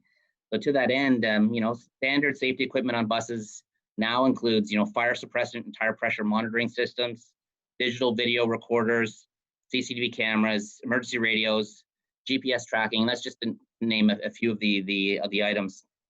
This is in addition to the extensive standard operating procedures and training that frontline staff receive. And as you know, we also have dedicated special constable unit, other supervisory staff, and we work very closely with our emergency response providers.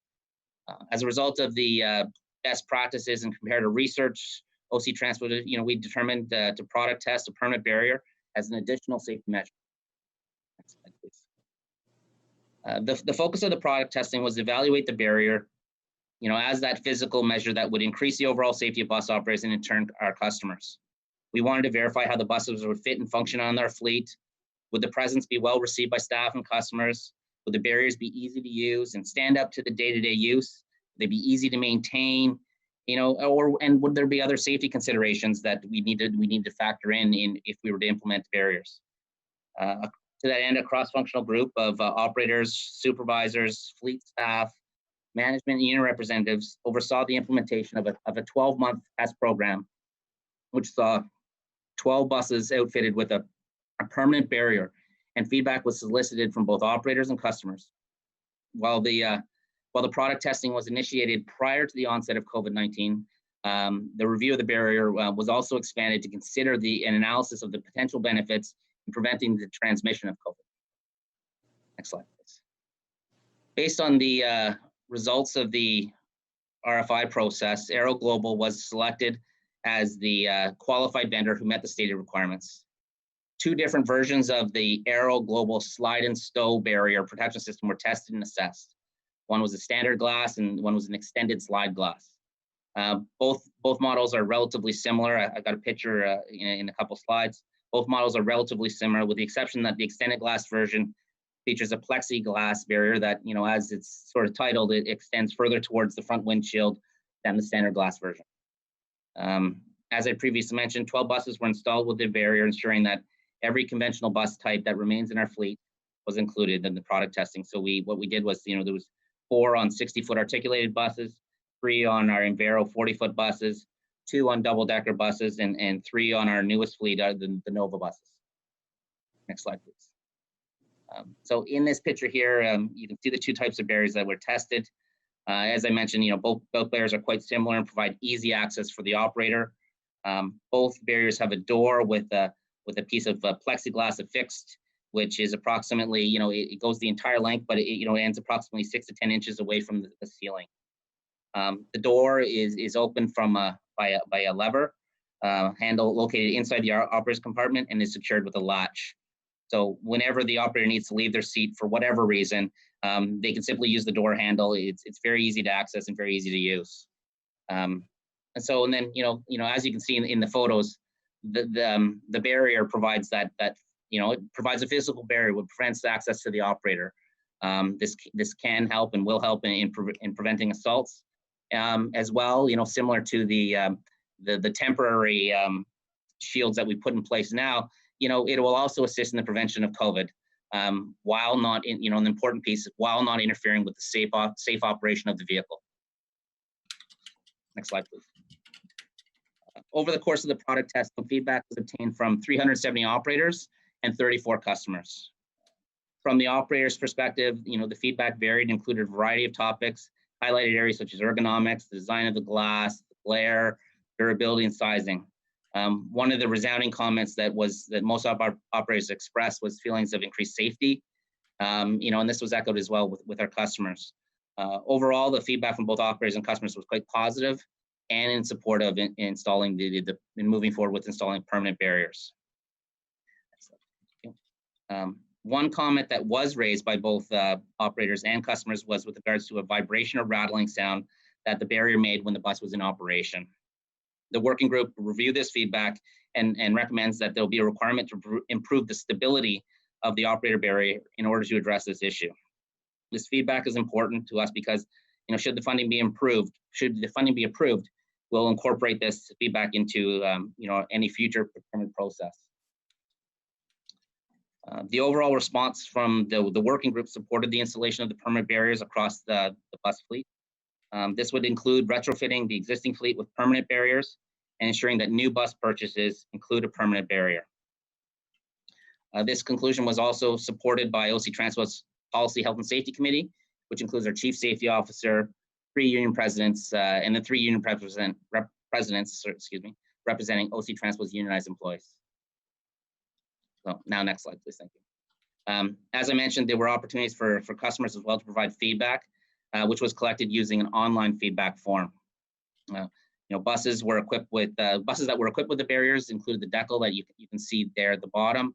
And then I've also included on this slide just the project logo that was included on the online feedback form. So overall, we received feedback from 34 customers over the course of the pilot project who were essentially supportive of the barriers. Next slide, please. Towards the end of the product testing period, as I mentioned, the COVID pandemic had emerged. As outlined in OC Transpo's Transit Service Recovery Plan that was presented on June 1st, at the June 1st, 2020 Transit Commission meeting, one of the COVID measures included the installation of temporary soft barriers on all OC Transpo buses. This measure is currently in place on all OC Transpo buses, with the exception of the 12 that have the permanent barrier. The permanent barriers will replace the temporary soft barriers to act as that additional measure to enhance safety for both operators and customers, should this be approved. This photo here, it shows the temporary vinyl barrier that was installed in June as that temporary measure to help prevent the spread of COVID-19.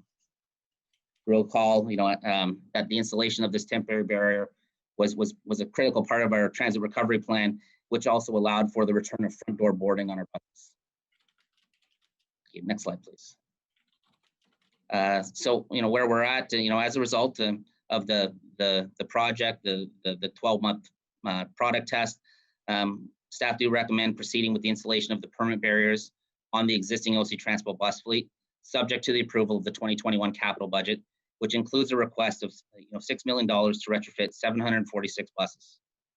This recommendation is to proceed with both types of barriers that were tested, the extended glass version on all bus models except for the Nova bus, which would have the standard glass. And the reason for the difference was, we took the feedback from our operators, and on the Nova bus, the configuration is a little different. So there was some, concern with some line of sight considerations. So we want to make sure, obviously safe operation of the vehicles first and foremost. So the standard glass fits better with the Nova bus, and the extended glass would go on all the other models.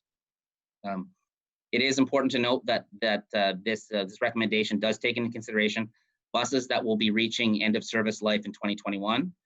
Those buses that would be retired from service, these buses would not be outfitted with the barrier.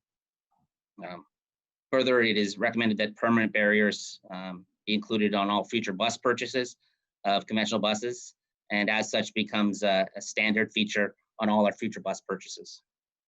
Next slide, please. As you are aware, the budget will be tabled for council's consideration and approval. Should the $6 million in capital funding be approved as part of the 2021 capital budget, then a competitive procurement process would follow. We work closely with supply services through the procurement process to establish, the supply of the bus operator barrier systems for the fleet, and to incorporate the feedback that we received during the product test. Thank you, Mr. Chair. Thank you very much, Troy, for that presentation. First up is Commissioner Wright Gilbert, please. Thank you, Mr. Chair. I have a few questions about the report because I feel like it's missing a bit of context, and so I'm hoping to provide folks with the opportunity to hear that context. In the last year, how many incidents of assaults on bus drivers have occurred? Yeah, Mr. Chair, I don't have that exact figure with me right now. I can't provide it to you, but it was we're in the neighborhood. I believe it was a little over 100 assaults. Okay, but that's not an exact figure, though. No, it's around. I think give or take 5 or 10. It's around there, and we've been seeing that consistently over the past few years. Obviously, this year it's going to be a difference with the reduction in ridership, but we'll probably see. We are seeing a reduction in the number of assaults, but that's a reflection of the reduced ridership. Okay, because that's really helpful information to know in terms of when you're asking for $6 million for a barrier. It's helpful information to know exactly how many assaults have occurred, and subsequent to that, of that number, how many of those assaults could have been prevented by a permanent barrier. That's really important context. Do you have that number available? No, I don't. But I do know that the majority of the assaults occur while the operator is in the driver's seat. And you see it time and time again. It's someone exiting the front door or entering the front door. They strike the operator on the way in, or spitting incidents are on the rise. That's one of our more common types of assaults, spitting. And then you see things like throwing beverages on our staff as well. So the barriers would prevent a lot of those from occurring. But it may not stop every single type of assault, but the vast majority of ours occur while the operator's in their seat, and those are the types of occurrences we see. Right, and I mean, those are absolutely abhorrent and shouldn't happen to staff. We're in complete agreement on that. The temporary barriers that are currently in place on all of our buses as a result of our restart plan, those currently would prevent things like spitting or beverages being thrown on drivers, correct? Because they cover the whole area, and they're plastic. That theoretically they would stop those types of incidents. That's correct. Okay. Chair, if I could just jump in, Commissioner Gilbert has brought us to a very important point. Actually, I'm going to correct Troy in his last answer. The answer is no, it does not. And I'll tell you something, Commissioner. I speak to just about every single operator that is assaulted. I personally call them. I spoke to an individual yesterday, and the issue with operators assaults and your issue on the stats, and then I apologize, we should have had those numbers for you. We will absolutely get you those numbers. Here's the trend line that we look for. It's the type of assault and the outcome on the operator from the assault. The individual I called yesterday was assaulted a couple days ago. He politely asked a customer to go ahead and put his bags down. It's important I tell this story because it gives a context to exactly where I think you're bringing us. He tells the customer, go ahead and put your bags down, and then you can come and pay. The customer refuses to pay. He starts to inform control that there's a customer that's not paying because we train them not to get into altercations. He warns the customer again and says, sorry, you've put your bags down, your grocery bags, you need to come and pay. And if you don't, there'll be consequences. The customer got up and sucker punched the operator through the vapor barriers on the side of his head and hit his eye. That operator is off. There's physical damage to him, but it's also the mental damage that occurs to our operators. On female operators, we're seeing trend lines that I don't like, where they are spitting on our female operators, and even worse, they are throwing hot coffee on them. I spoke to one female operator that had burns on her neck. And what happens is the mental health aspect of that, many of our operators do not want to return. They're psychologically stressed from those assaults because they come out of nowhere. So you're in a driver's seat, you have to wear your seatbelt, you have limited mobility, and quite often the type of assault is it comes in from your blind spot. And so while the numbers may not be high, 100 out of 3,000 operators, it's the outcomes of those operators. And there's many that can't even come back to work. And then there's the landmark cases. There's the operator that got killed in Winnipeg. There's instances now of operators wanting to, get involved in people wearing masks. There was a massive melee in the TransLink system 2 weeks ago. I spoke to one operator who physically got out of the bus, which he shouldn't have done, and there was weapons involved from a construction worker and so forth. So it's not necessarily the numbers, which we will absolutely get you. It's the severity of the incidents and what happens to those operators and their inability to return to work, and our obligation as employers to provide a safe work environment. So I just share that from a context perspective. We will absolutely get you those numbers, and I think some of those trends and some of those analysis might be helpful for commissioners if you like. I appreciate that, Mr. McKenney. I appreciate that context. I appreciate that you're going to get me the numbers in the future. However, that context and those numbers would have been very helpful in the report, because we're not being asked to approve this report in the future. We're being asked to approve $6 million to go forward in the budget, today. And so that context, with respect to the types of assaults and the effects on mental health for staff would have been very helpful from a contextual perspective in the report itself when we're being asked to approve. But I appreciate you sharing that information with me. And there is no doubt that those types of assaults are life-changing and life-altering for our operators, and we don't want that to happen. So I agree with you on that. I will proceed with my questions, but I just want to make that point about the context is important when we're being asked to approve large amounts of money. Certainly, Commissioner, just for clarification, you're not approving the money today. That comes during budget. So if there's another round that if you don't want to approve the money, it's subject to budget approval. So very good point on your part. Just it's not a green light. No, I understand that. Thank you. I'll continue my questions. So the barriers that were installed as part of the pilot project, they were made of plexiglass, as I understand, and correct me if I'm wrong.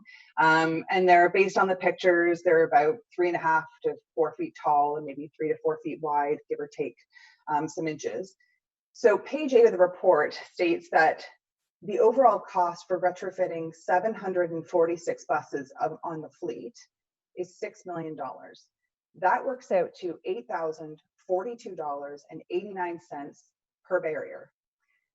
Can we get some details as to why each barrier is costing well over $8,000 to install a plexiglass barrier?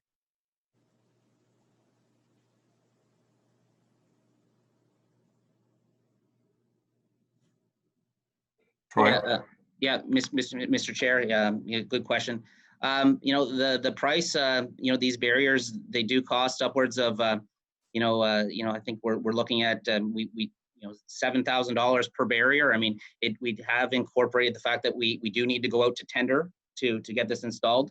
So we're going by some historical prices that we've received from other properties. We also know that this is a large project that we need to make sure that we put the right project management framework around it, and we're tracking. But that is essentially the cost of the barriers. That's what the install cost would be. But we did need to make sure that the last thing we want to do is to come forward later and say we need more money. So we put forward a number that we think what will come through when we go through the RFP process. But we have to go through that process. But that's the feedback we've received from other properties that we've talked to, and that's the feedback we received from vendors through the RFI process. Okay, thank you. You actually answered my next question, which was very helpful. So thank you.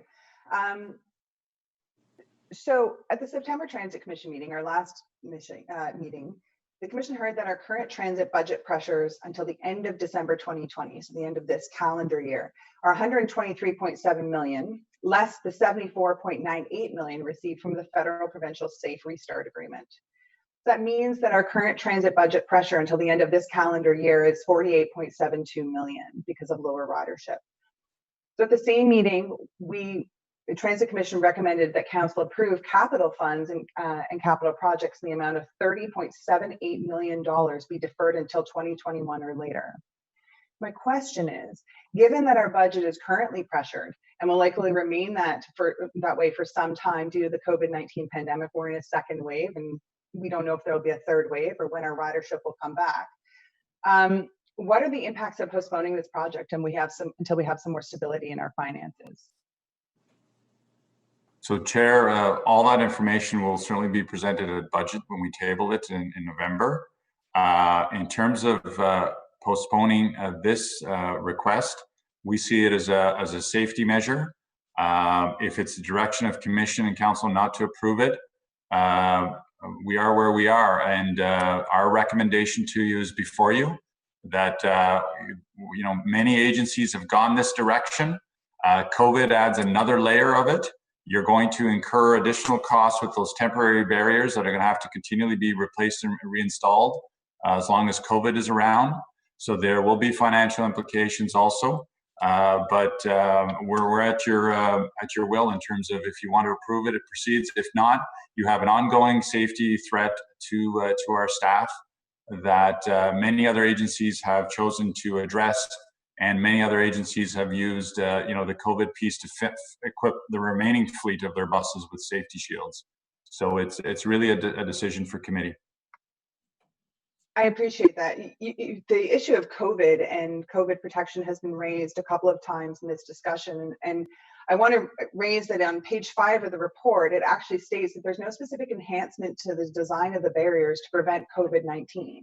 I take that to mean that there's really no major difference with respect to COVID, and this is not about preventing assaults on drivers, but with respect to COVID, that there is no difference between the temporary softer barriers, we'll call them, and the permanent barriers when it comes to the transmission of the virus. It says so right in the report. And so I just want to be really clear when we're talking about COVID and preventing the transmission of COVID, that these barriers, it seems, according to the report and my reading of it, that there is no major difference between the soft barrier and the permanent barrier. No, you'll recall we were the first agency in Canada to be certified with the APTA cleaning standards and maintenance standards, and those are simple rules. It's you have to have a barrier of some type. The difference here is these will become permanent. Those temporary vinyl barriers, which are strung up with Velcro and fastened to the ceiling, will need to be constantly replaced and upgraded as long as COVID is around. You need a physical barrier between your operator and the customers.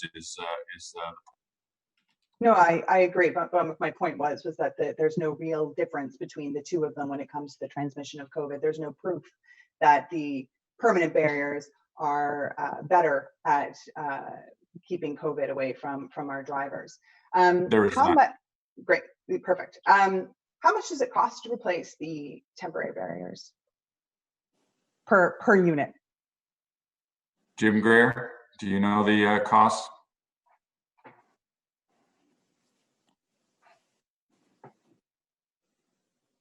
Sorry, John, I'm just trying to have a bit of technical difficulty here. The cost of the barrier itself, or the cost of the temporary? The temporary barrier, please, Mr. Greer. Sorry. The temporary barriers cost roughly $300 for the piece of plastic that we use in the Velcro. It's a very temporary application. So if the argument is that we install the permanent barriers now to, part of the argument, obviously, because the temporary barriers will need to be replaced over the course of the COVID-19 pandemic, the math doesn't quite work out, right? $300. Thank you. $300 for a temporary barrier to be replaced versus over $8,000 for a permanent barrier. My concerns are a cost perspective. I have no disagreement when it comes to protecting our drivers. Absolutely no disagreement. I think that anyone who assaults a transit driver should be charged and it should be punished to the fullest extent of the law. These people are providing a public service, that the drivers, not the people committing assaults. My issue is that $6 million is being asked for these barriers that are plexiglass. They're costing over $8,000 per unit for installation. When we're at a time when our budget is increasingly pressured, we are about to, as per reports, we're about to ask transit customers to pay a lot more for their transit passes, yet we're going ahead and we're going ahead with a $6 million project. We've deferred other projects until 2021 or later. And my concern is that we're not looking at this project in terms of the entire holistic context, in terms of our budget. And to be quite honest with you, I agree that we need to protect our drivers, but I also think that we need to look at this from a fiscal perspective, and I will not be supporting this report. Thank you, Mr. Chair. Thank you, Commissioner. Next up is Commissioner Gower. Thank you, Chair. I have a question for Mr. Charter around, I'm just curious if you evaluated ease of communication for operators with passengers, and if there's any barrier to operators being able to hear passengers and vice versa, how they affect the audio on the buses. Yes, Mr. Chair, good question. That was something that was one of the feedback that we did receive, was communication with customers. Most operators indicated that it wasn't a challenge, and but we did have a few operators that said they prefer more that they felt more and more removed from the customer. And one of the reasons why they became a bus operator was because they wanted that day-to-day connection with their riders and with our customers. So they felt that they were a little bit more removed, and it did, created an obstacle for them to communicate. But by no means that the installation of the permanent barrier prevented us from communicating anything to our operators, especially if you're thinking about things like emergency situations or something like that. The operator has the access to the microphone as well that can go through the entire bus speakers, but it doesn't fully enclose the operator. There is openings. It doesn't go all the way to the ceiling, and it doesn't go right all the way to the front window. But so some people did comment that it was a bit more of a challenge, but overall, the feedback was it increases our safety for us, and it didn't pose any issues in servicing our riders.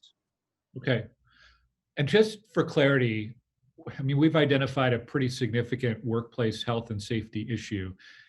If we weren't to implement these measures and there was an assault, next year, and there likely will be, what kind of a legal risk would we be looking at as a transit operator if we don't move ahead and try in some way to mitigate safety concerns? So that's a great question. I can tell you that we had an operator assaulted a few years ago, and he did a work refusal, which is a legislative process for when you have a safety environment concern. I can tell you that I believe in the public reporting, we spent $600,000 defending the city in terms of whether or not our workplace was safe or not. There was serious concerns about what we're doing to protect operators. That was before the trend increased in many agencies doing these barriers. And so there is concern that, you know, we're going to have more work refusals. We've had a few of these in this context. We've had many operators that do get assaulted refusing to come back to work. And so there is some exposure to that. But I want to emphasize, from my perspective, I'm not looking through it from a financial lens because it's a very difficult challenge to put a price on safety. I'm not suggesting anybody's doing that. I'm just saying it's part of the equation. But with safety, you know, your first thing is, do you have to do the activity? In this case, yes, you do. The second thing you try to do is you try to engineer it so it's a better environment, which is what safety shields are. And then the last thing is PPE. So, you know, there are operators that were asking for protective vests and helmets and so forth due to assaults. And so there is some exposure to the city in terms of work refusals and then legal battles in terms of getting people back to work and so forth. Okay, thank you, Mr. Chair. Thank you, Councillor Gower. Next up is Councillor Brockington. Thank you, Chair. I do believe the employer, as you know, a former federal government's co-chair for health and safety for 5,500 employees, the employer absolutely has an obligation to provide a safe and healthy workplace. And so OC Transpo has an obligation to try and mitigate this as best we can. But Councillor Gower, there have probably been assaults on OC Transpo drivers going back 150 years. You know, going back to when we pulled carriages by horses. And so we're now 150 years later as a commission looking at trying to provide additional safety features in the cabin of where the operator drives. I do have an issue with the cost. I think it's very expensive.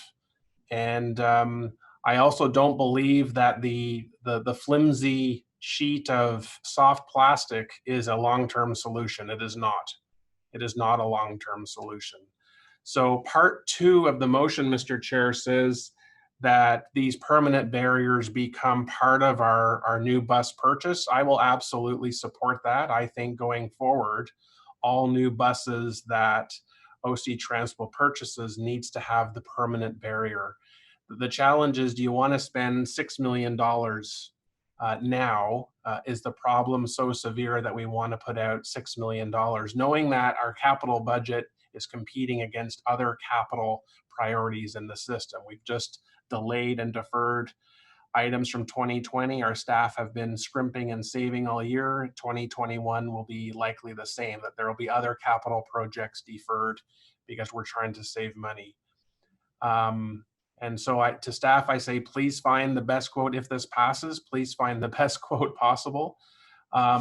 But is there any way that we can strike a balance? And you talked about buses that are going to be retiring in 2021 will not be outfitted. I appreciate that. Good. Is there perhaps, you know, the next round of buses, if it's coming soon, that we can, you know, avoid that expenditure for those buses? Are there buses retiring in 2023, 2025? I'm just trying to think of a way to, if we are going to proceed, get that $6 million price tag down any further.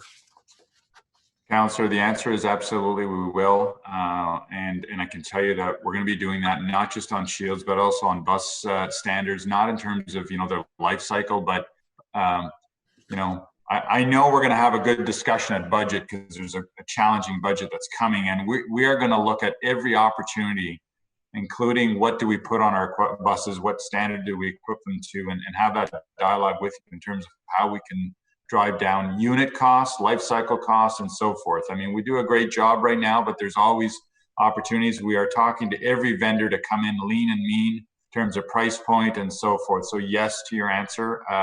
We will do our best to drive down the unit costs, and the competitive piece is also important in terms of there's a lot of people that are finalizing equipping shields in the marketplace. So we'll see what the price points come in at. So Mr. Manconi, why now? Could the commission defer this motion to the budget process? And the one main advantage that I suggest that would address would be the commission will have a better understanding and context about what our capital pressures are.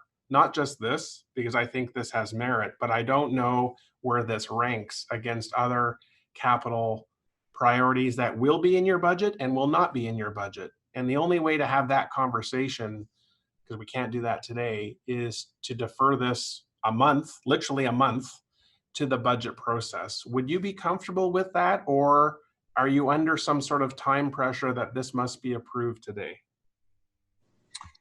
No, it's the connection points.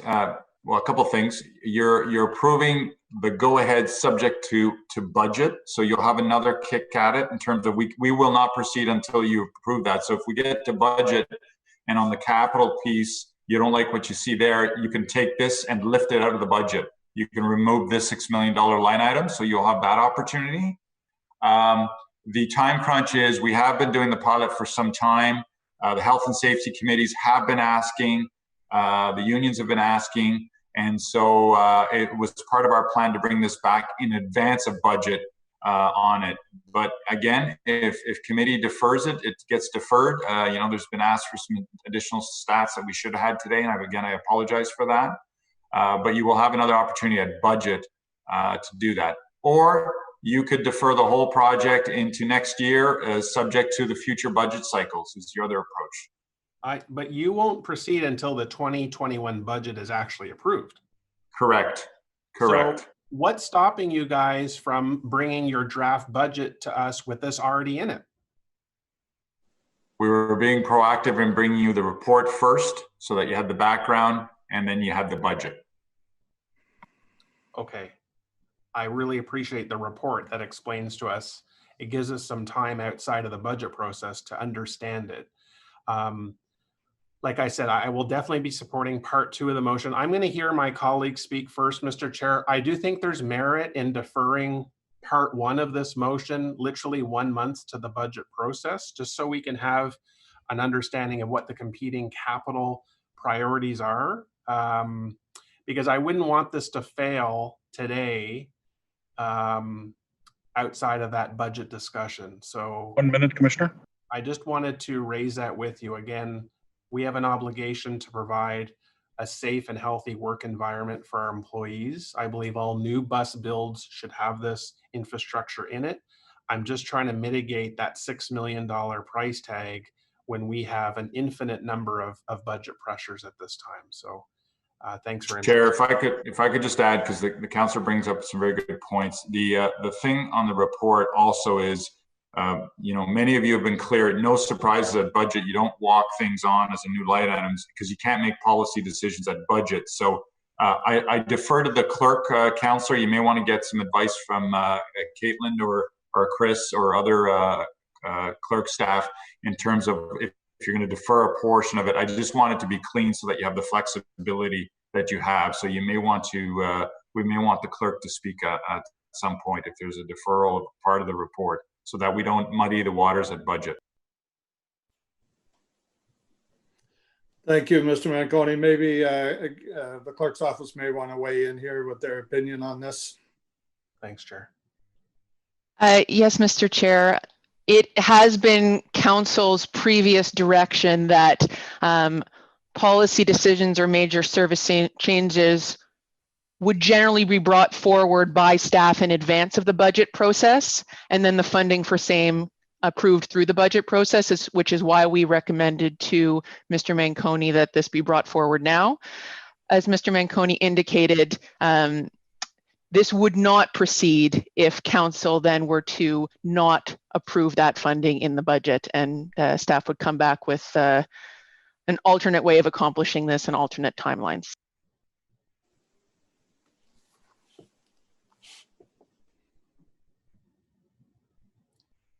Okay, I have no more questions. Thank you. Okay, thank you, Councillor Brockington. And thank you, Caitlin, for that clarification.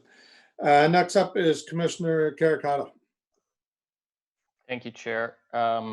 really interesting discussion so far. I've thought a lot about both comments from Commissioner Wright Gilbert and Councillor Brockington over the last week. You know, initially I thought to myself, is this a nice to have or is this a must have? I firmly believe, especially hearing the story from Mr. Manconi earlier, that it is a must have. And if it's a must have, then I think we have to do the entire fleet. We can't, you know, just do half the fleet or have some of them with soft barrier and some of them with hard barrier, because what is that saying to our operators? You know, they pick the wrong stick that day and they're on the less safe bus versus the more safe bus. I don't think we can afford to do that. To Councillor Gower's point, we may appear negligent to our own operators if we don't proceed now to retrofit all of them. So I'm going to focus my questions particularly on you know, making sure we've got the right barrier and we're choosing the right product. And I appreciate that there will be an RFP that goes out and we'll have a chance to consider the others. But the report specifically talks about the Aero, Global, and Stow operator. And I'm wondering if you want to talk a little bit about that first, and then I'll have some more questions.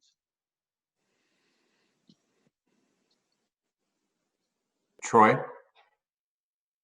Yes, Mr. Chair. So when we went through the RFI process, we had some very general sort of qualifications that we were looking for. And, you know, we wanted it to obviously be a physical barrier. We wanted it to, you know, to block off access to the operator's area. It can't create any sort of visual impediments for the operator's safe operation of the bus. So they need to be able to look at the rear view mirrors and have a clear view to the right. So those are all things that we made sure that we incorporated. But as well, you know, you have to make sure that, you know, it's easily accessible for the operator. They can get in and out without any sort of hindrances. If there's an emergency, they need to be able to exit the bus real quickly. You know, and you know, as well, you know, we did look at that, you know, communication piece with our customers was another factor. So we looked at all those things. But in addition to that, you know, we are reaching out to our industry partners and looking at what models they're using, who they're going with. And although there are, you know, there are several operator barrier types out there, you know, this is one of the more prevalent ones that more and more properties tend to be using and have good experience with. So we went through the RFI process, and the Aero, Glow, and Sobel was the one that met our criteria. So yeah, we think that we have a good concept and a good model. We'd have to go through, you know, there are some areas in which we want them to look at improvements, but we would go through the RFP process. And when we go through that, we're going to update our requirements. You know, the one that I shared was the rattling noise. Well, we want to make sure that we try to minimize that as much as possible. So, you know, that's the process we go through. But, you know, the barrier does, you know, I think it does what it's intended to do. And, you know, it seems like it's a good solution. But when we go through the RFP, we'll see what companies, you know, submit a bid, and you know, we'll obviously see the financials at that point, but you know, how closely it is aligned to, you know, what we've tested for the past 12 months.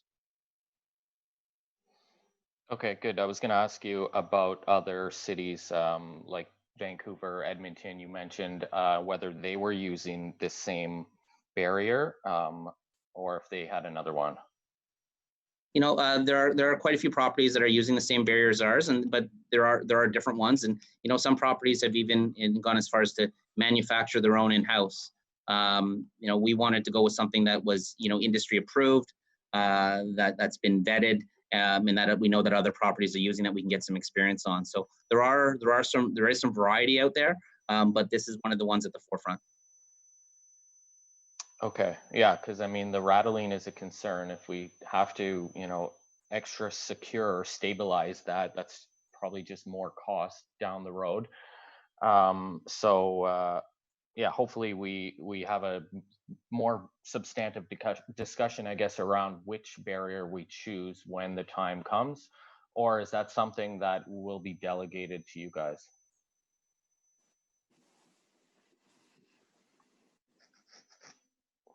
So Sure, that's delegated to staff. Okay. question about the working group evaluation. Were they given a choice between, or was there ever a choice between the current soft barrier and compared to the hard barrier or the new one you're proposing? Or was it strictly to evaluate the hard barrier without referencing the other alternative? Mr. Chair, the working group was established pre-COVID, so their focus was on assessing the hard barrier. But towards the end of that 12-month product test, COVID came in and we installed the soft barrier. But all along we knew that soft barrier wasn't a permanent solution. It's very temporary in nature, and it because it is a soft barrier, it wouldn't prevent the the majority of types of assaults that we're seeing on our operators. So no, they were focused on looking at the the functionality of the hard barrier. Okay, sounds good.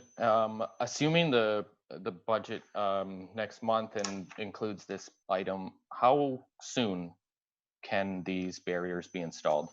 Is there a time frame you're looking or working towards? Chair, I could take that question. The barriers, depending on the productivity, the production schedule of the manufacturer and the manufacturer that awards it, we are looking at installing approximately 3 a week. That would be the supply based on the conversations we've had with New Flyer, who is the Aero distributor, Canadian distributor. We're looking at a supply chain of about 3 a week of installations. So we Okay, thanks for that. Starting when, I guess? After it's awarded to the successful bidder. Okay, and is there a rough timeline of how long that you think is going to take? Well, once the RFP closes, we would be able to make sure everything meets the spec and meets the requirements, and we would start right away as soon as that was awarded. So at first it'd be pending budget approval, and then it'd be put out for tender. And once it was done, we'd be starting very early in the new year, Q1 of 2021, if it went through. Okay, sounds good. And last question is about the parabuses. Is there any discussion about whether or not those can be more secure for those operators as well, or are those vehicles just totally different? Chair, I could take that question. Though we've reviewed the para buses, they're a different configuration, a different application. No shields have been recommended at this point or made available. We did try a temporary shield up similar to what we have in our conventional buses, but it didn't seem to work out quite as well as it has in the conventional buses. So at this point in time, there's no shields for being proposed for para. Okay, thanks. I guess I'll just conclude by saying that I was initially concerned by the sort of $6 million sticker, but I'm convinced this is a safety thing, and I think we should be doing everything we can to protect our riders. And I'm glad to see there is a plan in place, and I hope my colleagues support this, as I will be. Thank you. Thank you, Commissioner. Next up is Councillor Kavanaugh.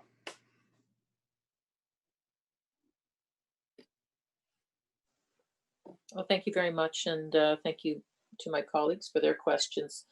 I'm just looking at it. So primarily, this has started out as barriers for protection against assaults, but it's evolved into COVID, and is that so? That's the gist of it. That they now have a double duty, as it were. That we were planning this all along.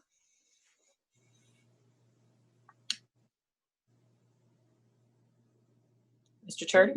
Mr. Chair, the intent was originally to focus on the how can we do more to protect our operators and prevent assaults. That was the main reason and the rationale for moving forward with the product testing. But while during the product testing, there is another added benefit to it in that it does create that physical separation between an operator and a customer, similar to that soft barrier, which allowed us to go back to front door boarding. So it's evolved. Yes, that's long story short. You're correct.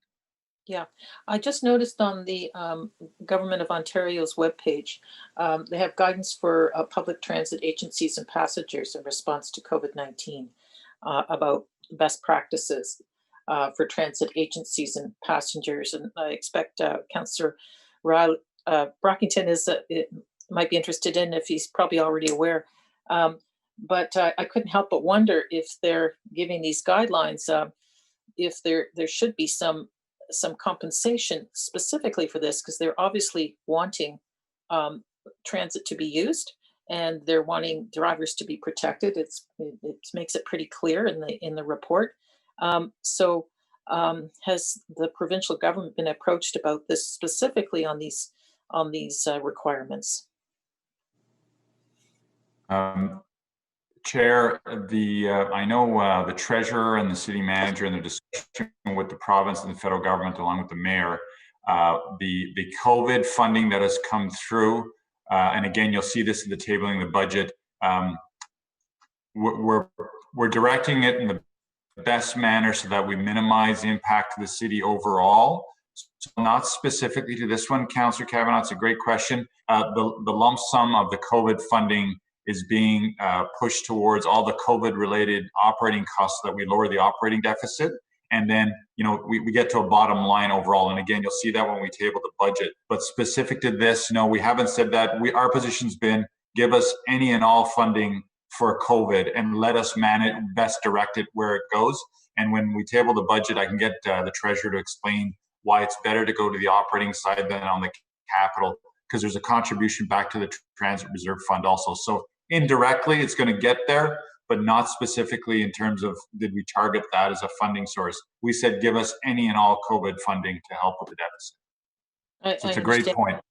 Yeah, well, I see that it's meant to be to get the economy going, and it's signed by Caroline Mulrooney. Perhaps AMO can look into it. I'll pose that to Councillor Brockington. But if they're giving these guidances, and it talks about the shields, et cetera, and other things, perhaps there should be some incentive to help us out, because clearly, health is regulated by the province, as well as, and this is a report about making transit safe. So I think it should be at least looked at, so that we're looking at all options before the budget, because it's very specific, and I'd like to see it to be looked at and find out what the options are on that.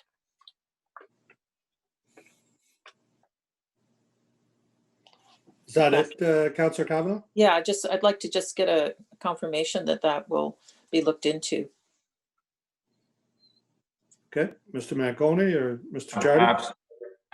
Councillor, absolutely. And again, when you see the budget tabling, we're segregating COVID costs on the O&M side, and we're happy to do that on the capital for exactly what Councillor Kavanaugh is suggesting. So yes, I will certainly loop back to the treasurer and do exactly what the councillor is asking. Thank you very much. Okay, next up is Councillor Fleury joining us today. Thank you, Mr. Chair.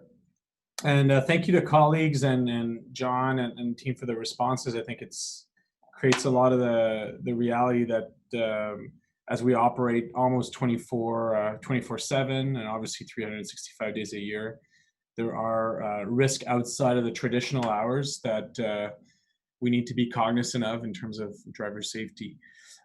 John, you and I had a brief conversation yesterday as it relates to how to find the right spot between, I gave you the example of if I'm a front desk attendant at a library or at a community center, and there's an incident that happens in my facility, I have to get, off of the front desk, go into the room and address the particular matter. And incidents do happen in those scenarios. So how do we manage the customer experience, customer protection? Because there's a lot of vulnerability and the expectation of drivers while protecting their safety in a very vulnerable seat, right? Where you're sitting facing the front, focused on the road and on the bus experience. And as you described with the coffee incidents or others that have happened, those are come out of nowhere. So the shields do have a role there. Maybe if you could comment on that.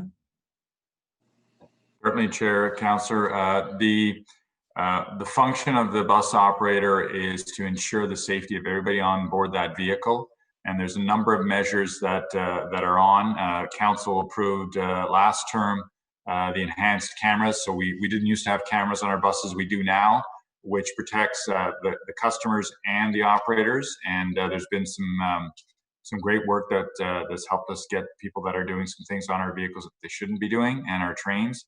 The other piece is the type of barrier is very, very important in that the operator needs to be able to get out freely if there is something going on in the vehicle. But before that operator leaves the seat, those of you that have been to the control room, there's a number of electronic features that are at his or her disposal, including silent alarms, the CAD system, CAD AVL system that deploys resources depending on the incidents that are underway. And the example I used the other day of the operator getting assaulted, he actually contacted control, so there was support en route.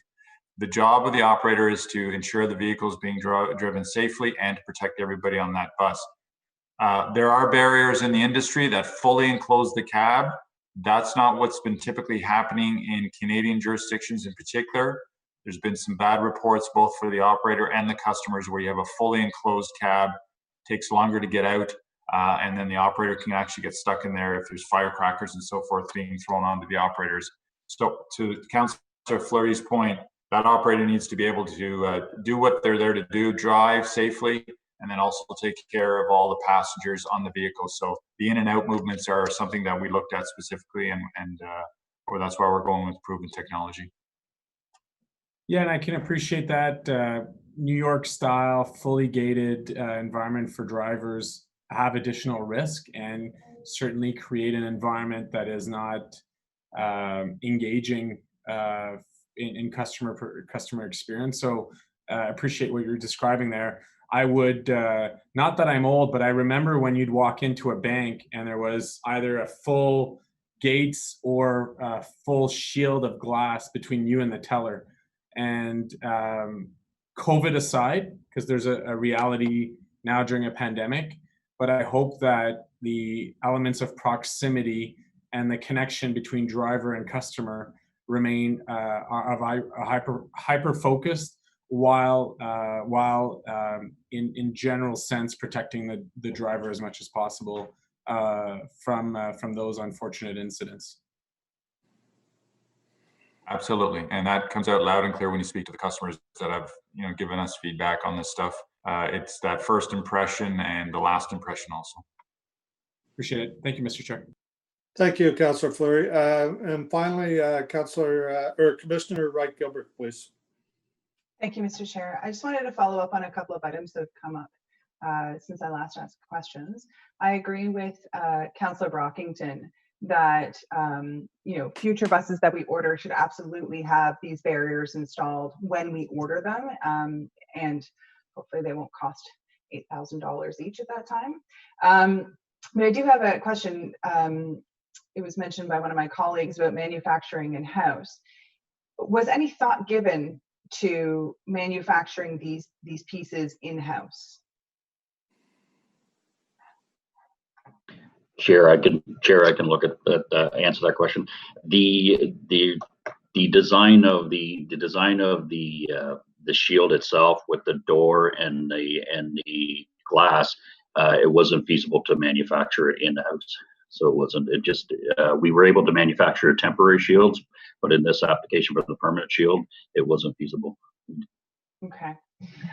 So it was mentioned earlier that the installation rate for these shields would be 3 barriers installed per week. So if we do the math on that, 3 barriers installed per week of 746 buses equals 248 weeks, which is the equivalent of 4.75 years to get all of these installed.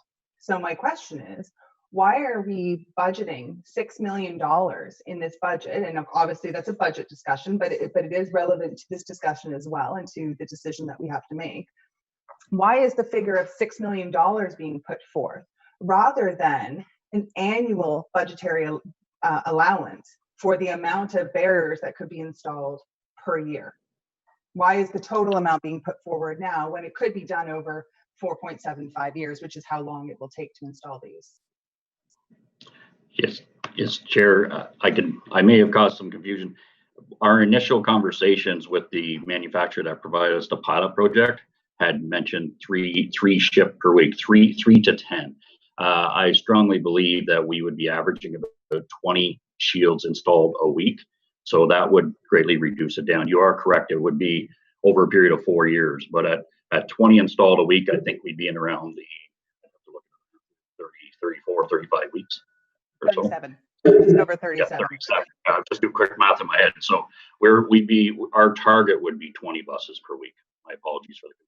Right, that would be your target, but until we actually choose a manufacturer and a company, we don't actually know how many barriers could be shipped to us per week. And then of course there's the issue of the logistics of taking these buses out of service for a specific amount of time in order to install them. So we don't actually know how many buses, how many barriers we can install per week. And it is possible that this could stretch over a number of years. So my question is, why are we not stretching the cost of this over several years?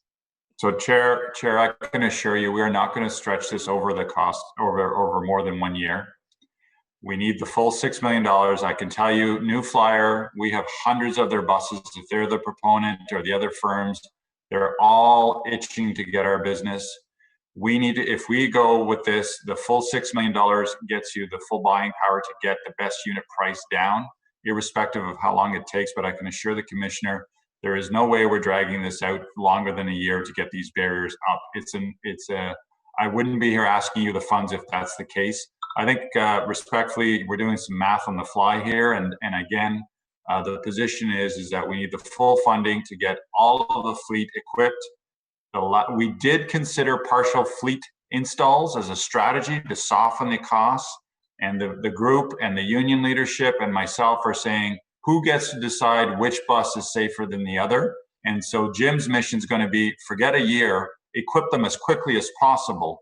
And so it's under a year is his mission. So 3 a week, 20 a week, those are just numbers that that Jim is putting out on the table. The mission is get it done as quickly as possible. It's a safety issue, and that will be our commitment. And so the $6 million gives us the buying power to equip the entire fleet.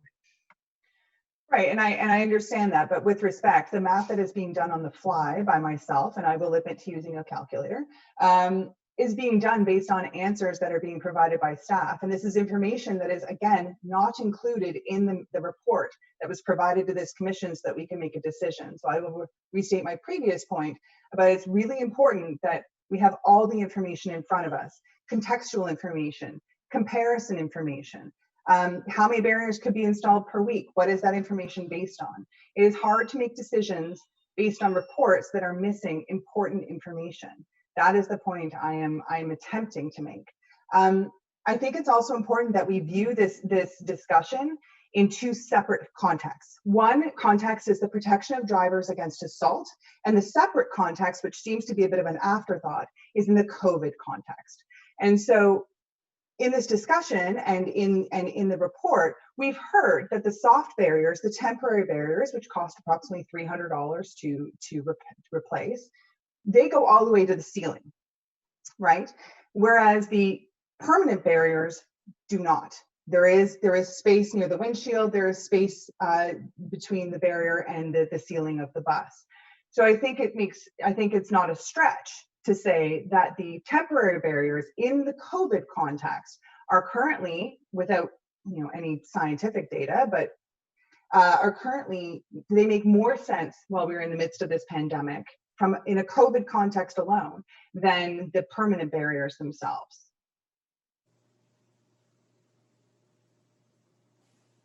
I'm not hearing any disagreement. There's no scientific evidence to substantiate that, and I will answer that question the following way. Even if COVID wasn't here, this report would be before you. again, and I apologize, we're giving you $300 numbers, numbers that aren't 100% solid.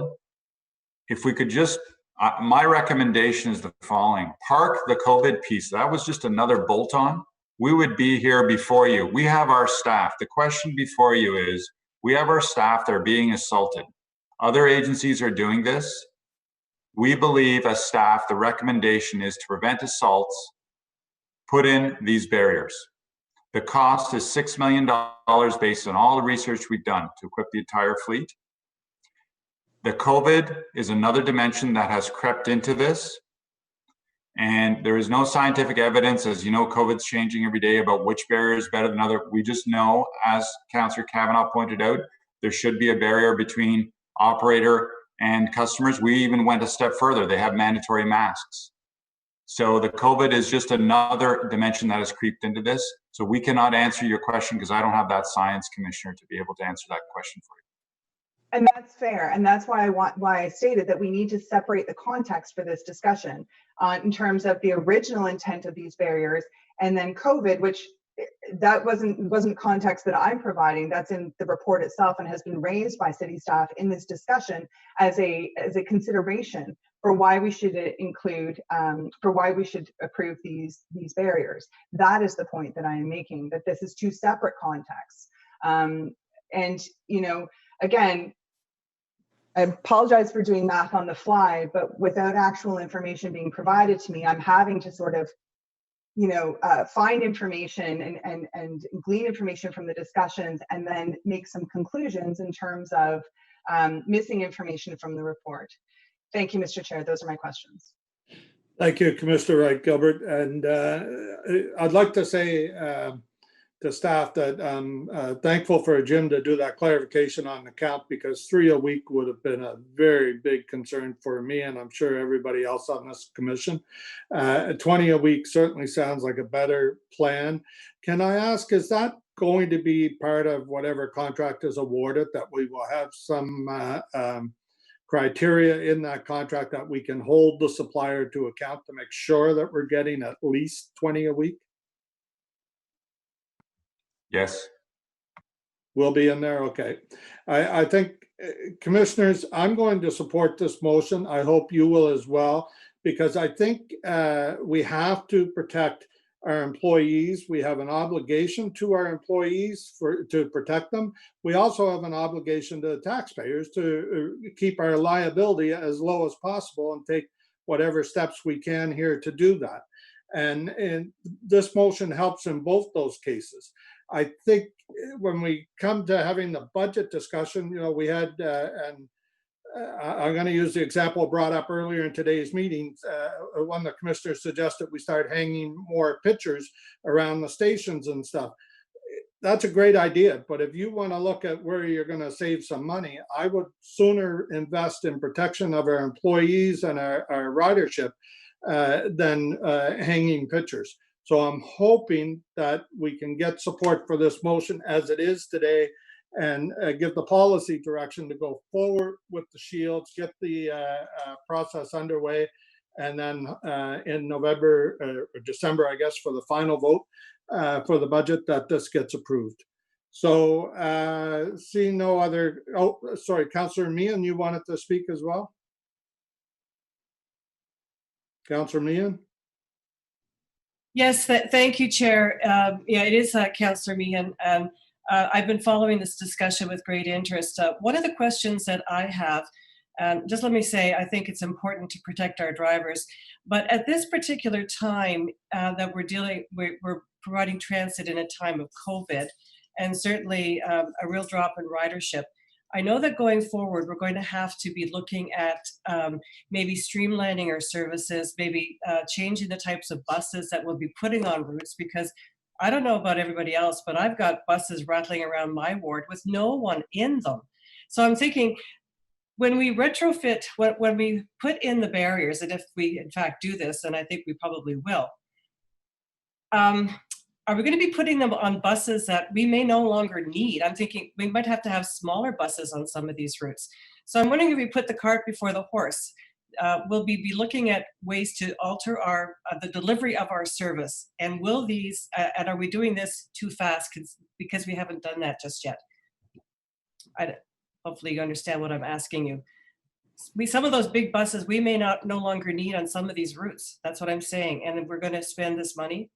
I'm just wondering if it makes sense at this time.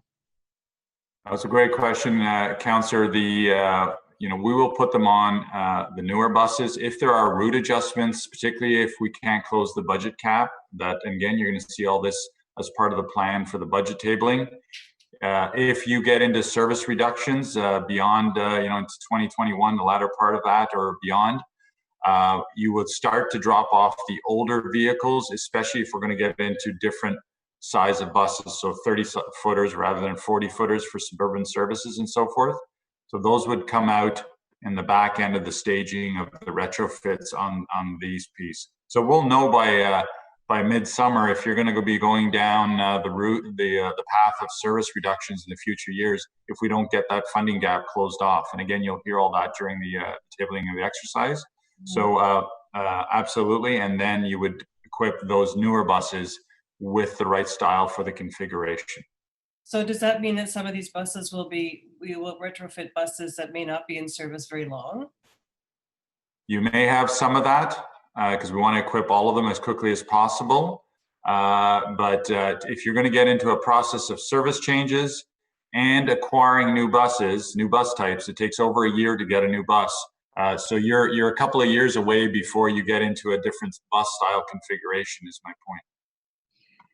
So this still makes sense at this stage of the way we're delivering transit, or the possibility that we're going to look at big changes down the road. We believe so, yes. Okay, that's it for me. Thank you, Mr. Manconi. Okay, thank you, Councillor Meehan. Councillor Menard. Thanks very much, Chair. And thanks for the report. Just a couple quick questions on this. Is this an operational expense or is it a capital expense over time? Can someone just clarify that? It's a capital expense, and the good part is on O&M they're very minimal, tightening of screws and lubrication and so forth, unless there's a weapon used or something. Okay, and so it is capital. So I mean, this sounds like it probably will extend past a year unless we have, a lot more folks installing these, just based on what we've heard. And so if it's a capital expense, then it can just be amortized over that time. And so that gives me comfort. In terms of the cost of it, $8,000 per vehicle, that's the cost of the material mostly? Yes, that's what we budget for material. Okay, that just seems very high to me. I know there's been a couple other questions around this, but just I want to make sure our drivers are protected, and I want to make sure that they've got the right equipment in there. And we need to I think be moving on this in some way. But I just in terms of the cost per equipment, it seems very high. It's a plexiglass solution. Yes, Councillor, if I may, it's not just the material cost also, but it's also they all have to meet standards to be able to fit onto certain bus types for MTO rules and for the federal rules for guidelines and so forth. So they're very, very robust pieces of equipment. And if anybody wants to see one before budget, I'm happy to we can arrange to have one come and meet you somewhere and you can take a look at it firsthand. It's, the pictures don't do it all the justice if you want to see it, but it's about, they cost a lot to design, build, and make sure that they meet all the requirements of the suppliers of the vehicles for MTO approvals and so forth. Okay, and it's an RFP you're putting out for them, so there'll be competition, or are we just selecting one provider? Competition, full-blown competition. So if prices come in lower, obviously there's that funds get returned to source. Yeah. Okay. Very good. That's helpful. And the last question I have is just around the buses that go out of service. Given the material cost, can we use this new material we'll be putting on buses for maybe that'll go out of service in a few years? Can that be replaced and used again for other buses, maybe other buses that we still have that we want to put back in commission one day? I mean, is that possible, or what happens in that case, just in general? Well, you're on mute, Mr. Sorry, depending on the model of the year and the make. So a Nova bus that's within a year or so, perhaps it can be transferred from one model to another. But it's very model specific in terms of the stanchions and so forth. So if there is reusability, we pride ourselves in recycling as much as possible. So if we can, we will do that. Okay, thank you very much. Thanks, Chair. Thank you, Councilor Menard. Mr. Manconi, on that last point from Councilor Menard, when you take buses out of service, if they're still in any way usable, they're often sold off. Is that correct? Yes, we go to open market for bid prices on used buses. So buses coming out of service down the road with shields in it would likely have a higher value than a bus without a shield, correct? In the way it's trending, yes. Yes, okay, thank you. All right, we have a request here from Councillor Brockington to basically divide the motion. I'd like some advice from the clerk's office, because basically what we would do is have one vote to say that we want to have the permanent barriers included in the future purchases of OC Transpo conventional buses, and a second vote to say that we want to provide barriers and protection for everybody on the existing fleet based on what's recommended in this report. To the clerk, can we do that, or is that a substantial change to this report? Mr. Chair, yes, you may sever the question in this case and vote separately on the two recommendations. Okay, then let's go ahead with the vote on, let's reverse the order here. We'll do it in two to make sure that the policy itself is supported. So we'll vote on number 2 first, which is that permanent barriers be included in future purchases of OC Transpo conventional buses. Can we get yeas and nays on that, please?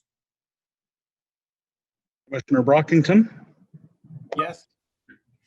Commissioner Caracato, Yes. Commissioner Gower, Yes. Commissioner Kavanaugh, Yes. Commissioner McKinney, Yes. Commissioner Olson. Yes. Yes. Commissioner Suds, Yes. Commissioner Tierney, Yes. Mr. Williams is away, Commissioner Wright Gilbert, Yes. Commissioner Vice Chair Cloutier, Oui. and Chair Hubley. Yes. That's 11 in favor. Thank you. Okay, so the second vote is on the installation of permanent barriers on the existing OC Transpo bus fleet, subject to the approval of the 2021 capital budget, which includes a request for $6 million. Can we have yeas and nays on that as well, please? Commissioner Brockington, No. Commissioner Caracato, Yes. Commissioner Gower, Yes. Commissioner Kavanaugh, Yes, but I have one question. Is it Sorry. is it up to 6 million? Yes, it is, Chair. Okay. Yes. Okay, perhaps that should be clarified. Thank you. Yes. Commissioner McKinney, Yes. Commissioner Olson, Yes. Commissioner Suds, Yes. Commissioner Tierney, Yes. Commissioner Wright Gilbert, No. Vice Chair Cloutier, Yes. and Chair Hubley. Yes. 9 in favor, 2 opposed. Okay, thank you. So the item's carried. All right, next up, no in-camera items. Information previously distributed, the update on the electric bus procurement. Councillor Suds, I think you wanted to lift that. Yes, please. Chair, then I have a motion if I Yes. if please. I might, that pursuant to subsection 89(3) of the procedure bylaw, being bylaw number 2019-8, the Transit Commission approved that the rules of procedure be suspended to allow for the consideration of the item listed as information previously distributed, update on electric bus procurement. Is that carried? Carried. Okay. Carried. All right, thank you. Thank you, Vice Chair. So we have two speakers registered to address this item. First up is Mr. Trevor Hache.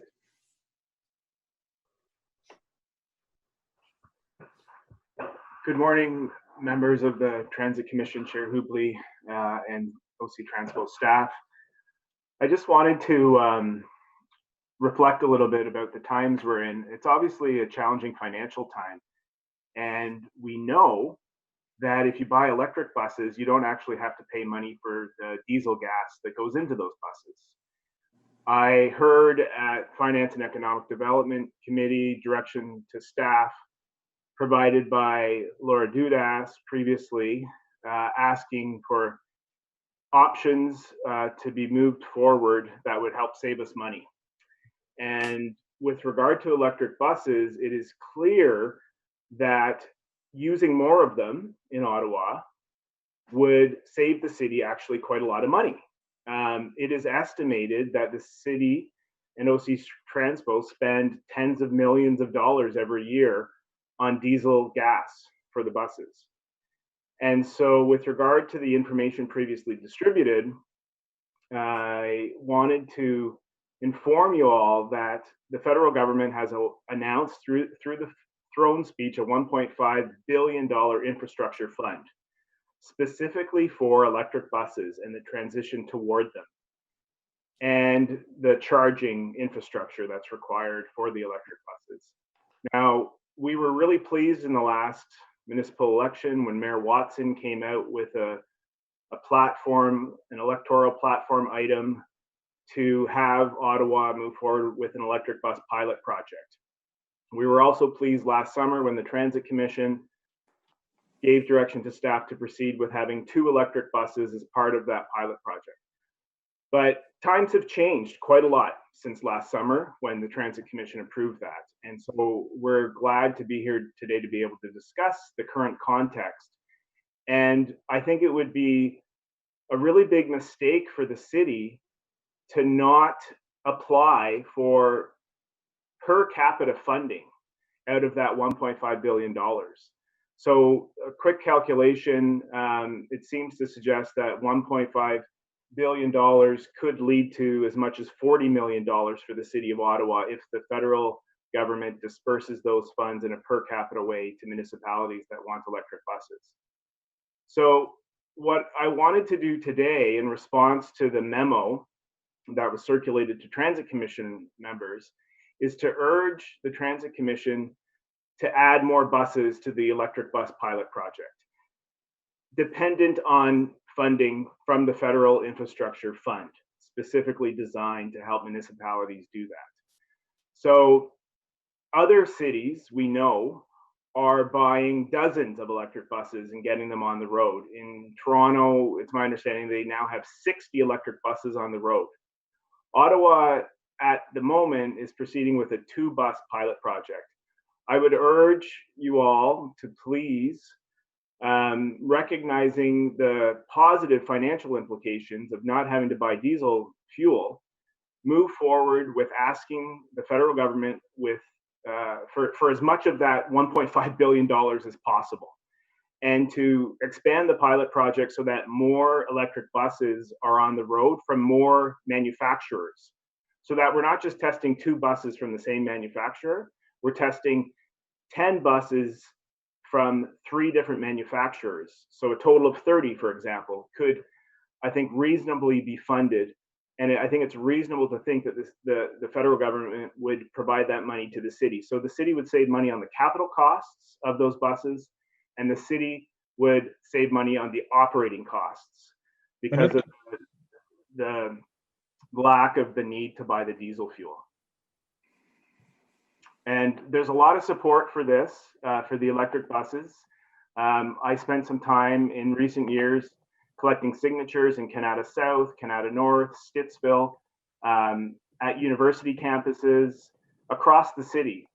Over 1,700 people signed a petition urging the city of Ottawa to run an electric bus pilot project.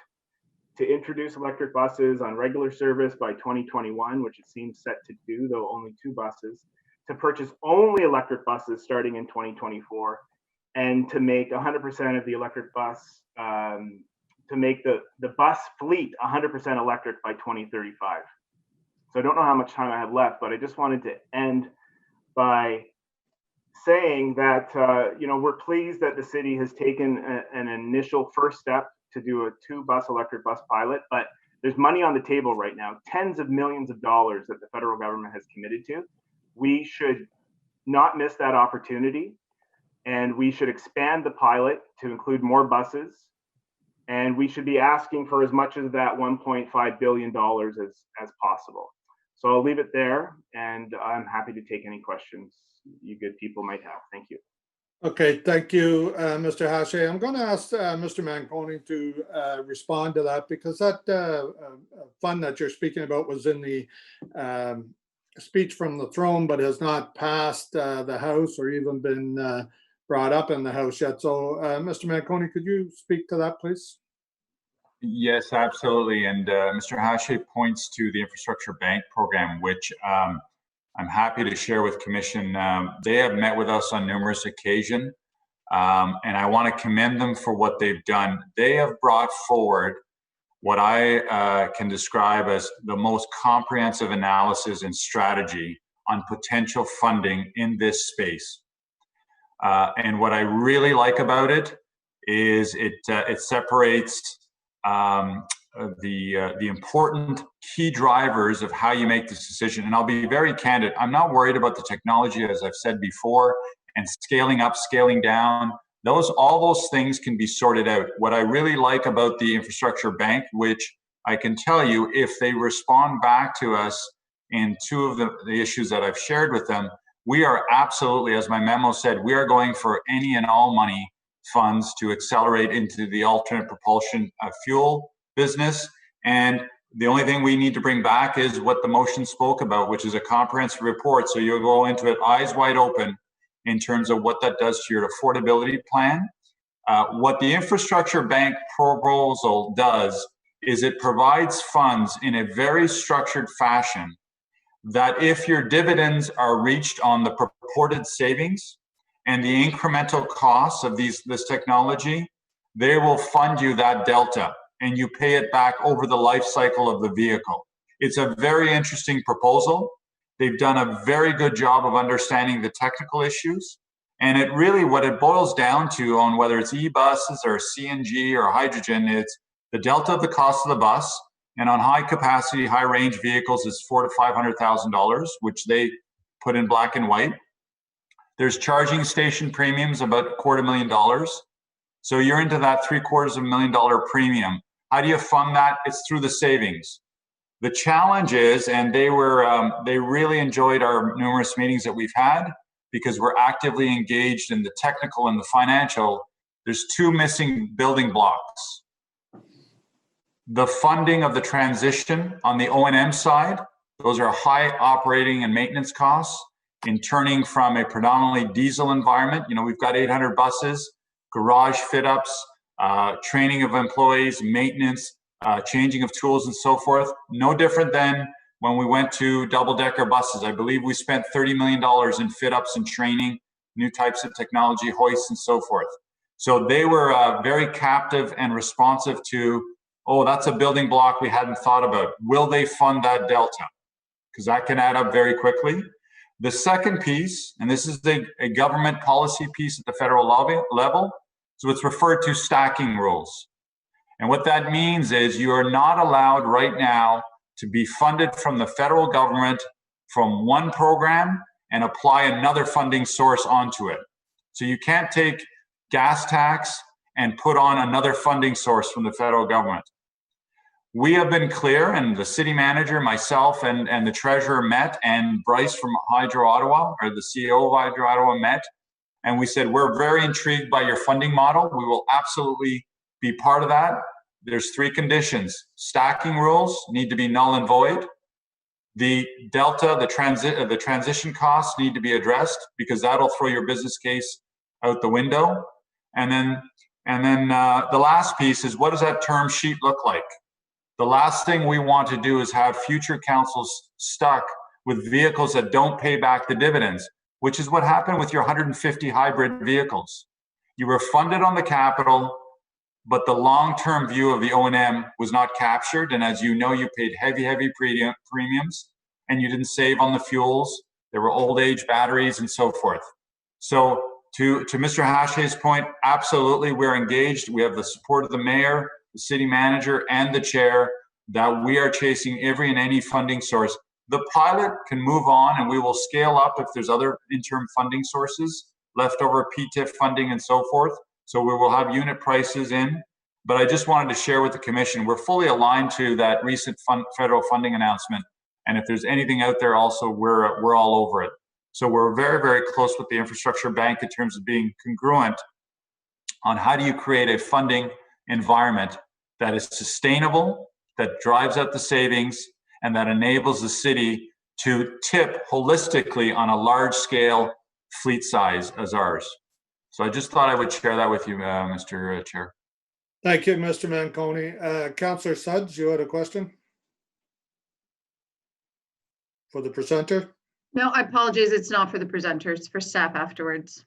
Okay, well, three people have their hands up. Councilor Menard, is your hand up to ask questions of the presenter? The Mr. Manconi's response to the presenter helped. I may ask a question during question period. I'm okay with the presenter. Thanks. Okay, and Commissioner Caricato? My question was also for Mr. Manconi. Okay, so right now we're just doing questions for, we have this delegation and we have one more. So maybe if you don't have questions of the presenter, could we get people to take their hands down so we can go through this properly? Thank you. Commissioner Caricato, do you have a question? No? Okay. Thank you very much, Mr. Hasse, for your presentation. Next up is Mr. Raymond Laurie of the Electrical Vehicle Council of Ottawa. Thank you, Mr. Chair. So some of the stuff I wanted to cover has actually been covered. So let's go to the next slide. So what I'd like to focus on is that we heard the Energy Evolution team yesterday at the Environment Committee meeting talking about what needs to happen for the climate targets that the city is looking at implementing. So OC Transpo's transit fleet accounts for fully 52% of the city's corporate emissions. So if we don't do anything soon with that fleet, we're going to have a problem meeting the targets. Next slide, please. So if you look at the report, the Energy Evolution report on page 61, it says there that for the targets to be met, 48% of OC Transpo's passenger fleet has to be zero emission by 2025. And on page 60, 100% of the transit fleet has to be zero emission by the year 2030. Next slide, please. Also, talking about some of the costs that Trevor alluded to. So the Energy Evolution team has determined that without federal subsidies, essentially, the OC Transpo would get a return of $300 million. So they would spend $300 million less than they would otherwise by switching to zero emission buses, so to e-buses. And if the federal government funding, so infrastructure bank funding and others would be put to use, then the city would get a bigger return and a sooner return. So this will save money. Next slide, please. We've talked before about the different fuels. So if you look at CNG, which Mr. Manconi referred to again a few minutes ago, they do not contribute to reducing greenhouse gases. They're about the same as diesel. Hydrogen is unaffordable. The operating costs of buses, of hydrogen buses, are twice those of diesel, which makes it about a quarter of the operating costs of e-buses. And what we're seeing is that e-buses are really the only solution. Next slide, please. The market share globally for e-buses, this is from Bloomberg New Energy Finance, is already, or was already in 2019, 50%. So 50% of new buses delivered last year were battery electric buses. Next slide, please. So I'll skip this one and I'll go to the timeline. So right now the timelines we're looking at is that we're going to receive the 2 e-buses sometime late in 2021. We do a report in 2022 and probably do engineering work for the charging infrastructure in 2023. The bottom line is that we would get to large numbers of e-buses in service only by 2025. And I would like to argue that that is too late for us to be able to meet the targets that are in the Energy Evolution program. If you go to the next slide, yes. So 48% by 2020, that means I was assuming 900 buses. So with the revised numbers I just heard, we're talking about upwards of 350 buses that would have to be replaced with e-buses by 2025. Buses have a 15-year life cycle. We are still getting new diesel buses. So there's about 80 new Nova buses slated to arrive over the next few months. If they're replaced by 2030, then we'll have buses that will have not been used for their entire life cycle. So we'll be losing on that end. And the more we wait, the more we'll get buses that will get retired before their expected useful life. And I'll skip if you could go to a few slides down to the example of other cities. So this is, the data is a bit old here, but gives you an idea of some of the amounts that various cities have had. And reminder that Edmonton did a pilot in winter now almost 7 years ago. Next slide, please. So recommendations. So first recommendation is, seems obvious to me that e-buses are the only choice. And I would recommend that we drop this idea of doing a pilot to choose the technology. The technology is there. We need trials for OC Transport to understand the technology and get adapted to it. But the market has decided for us already that e-buses are the solution. So we need to speed up procurement. We need to do the design of the charging infrastructure next year as early as possible, because it takes a year to 2 years easily to put the charging infrastructure in space. So we don't have in place. So we don't have any time to waste. And we'd like the city to be able to start deploying large numbers of e-buses starting in 2022 or 2023, so that we can meet those energy evolution targets and realize the climate emergency, or do take some concrete action in terms of the climate emergency that we're seeing right now. Thank you. Okay, thank you very much. Councilor Menard, you have questions? Yes, thank you very much, Chair. Thanks for your presentation. You've presented to us before. One of the key and critical pieces you've raised, obviously, around climate change. The other piece that you've raised is around, that you've raised previously, is around the type of buses and the type of charging stations. The last thing I want is for us to have a pilot that doesn't work because we got the wrong infrastructure or we got the wrong charging that doesn't work in our circumstances. And so there's been lots of testing on this about overhead charging and how this works. Can you just be as clear and concise as possible about the type of e-bus and charging stations that you see as a need for the city of Ottawa, and what we would, in order to not get this wrong, what has potentially been procured by other cities in the past that has got it wrong, specifically with regard to the type of e-bus and the charging station. Go ahead, Ms. O'Leary.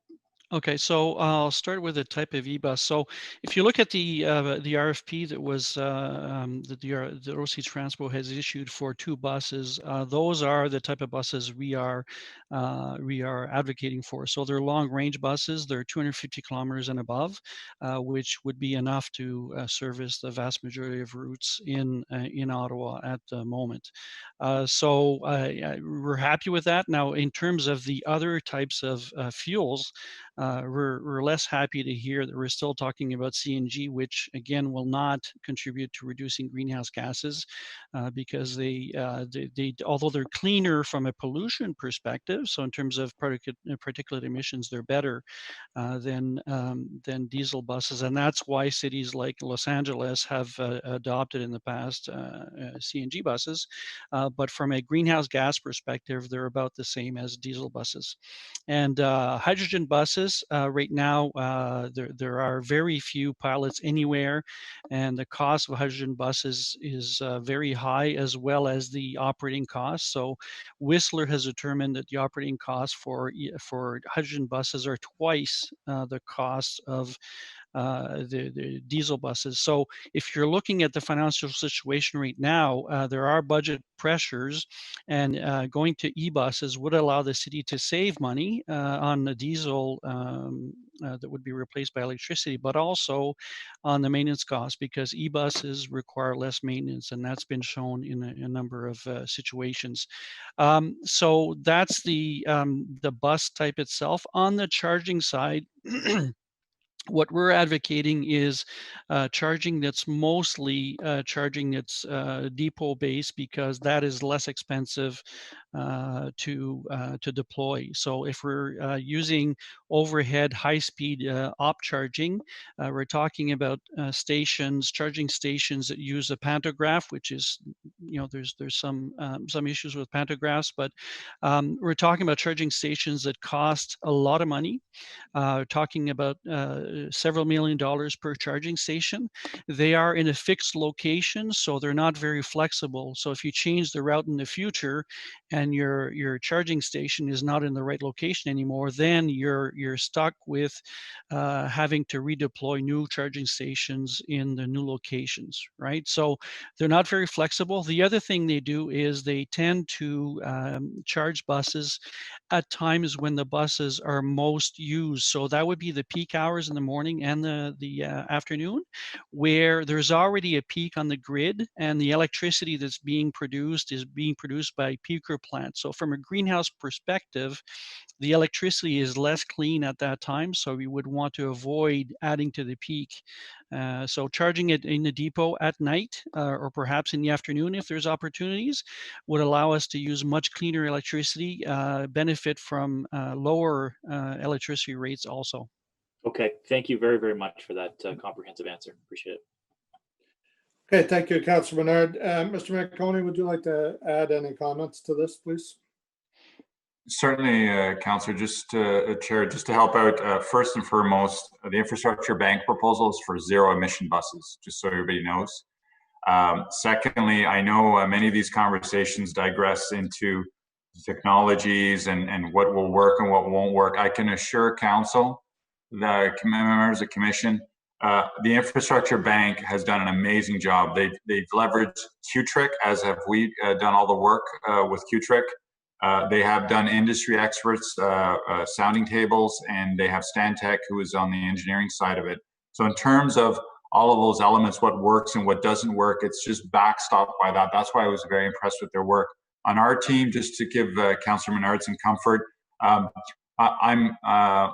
don't go to vendors to find out what works and what doesn't work. I go to the experts, and so we have a Hydro Ottawa team that has some amazing talent that is speaking to exactly your issue, Councillor Menard, on the charging stations and so forth. When we bring back the report, I can assure you we're fully aligned. It's about the right technology, look at the long-term view, life cycle costs, back into the grid, and all those things. So just to give you comfort, we're in the same zone there in terms of those issues. Thank you, Mr. Manconi. Councillor McKenney, I see you have a question. Yeah, it's to staff. Is that, are we on staff Well, now? we're still doing, let me release the delegation, and Councillor Suds and Commissioner Caricato will go first on the staff, okay? Okay, so thank you, Mr. Laurie, very much for your presentation. If there's no other questions for you, we appreciate you coming out today. And so Councillor Suds, if you want to start questions to staff. Terrific. Thank you very much, Chair Hubley. And thank you, John, and your team for the, first of all, of course, for the memo and the update and for the answers to the questions just raised by some of my colleagues through the delegations.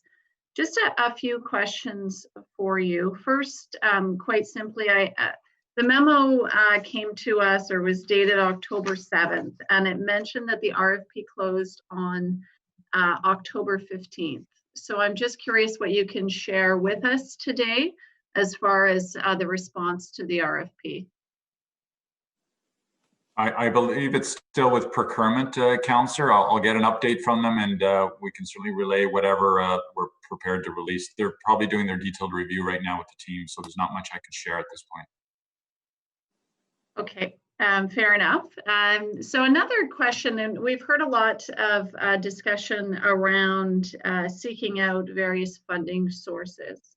So my question for you is, who is responsible for actively chasing these funding opportunities? Is it your team? Is it transportation services? Is it finance? Is it the climate change team? Who's tracking it and pursuing these opportunities?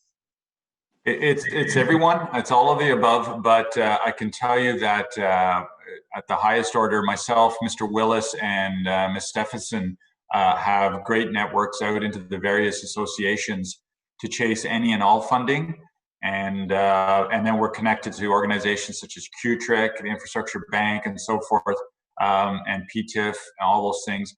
Finance is a gatekeeper for any announcements, but then of course we've got the mayor and the chair and councillors who do their own political lobbying and questioning of funding opportunities and things like that. So it's any and all. And then outside of that, there's innovative approaches, which again the Infrastructure Bank has brought in, which is a bit of a hybrid of a paybacks arrangement in terms of funding. So it's predominantly finance, city manager, myself, and Mr. Willis in this space. Okay, I appreciate that and can understand the dynamics and why everyone plays a role. I think I'll be a little bit more pointed and just ask, who has the responsibility for seeking out that funding? Who does that rest with? At the highest level would be the mayor and the city manager. And from there? Again, it's a bit of an iterative process. So the Infrastructure Bank, as an example, approached me because I'm in the industry. And so when I received their first meeting, I quickly mobilized the players that I said earlier on, the city manager, Wendy, Bryce from Hydro Ottawa, and so forth.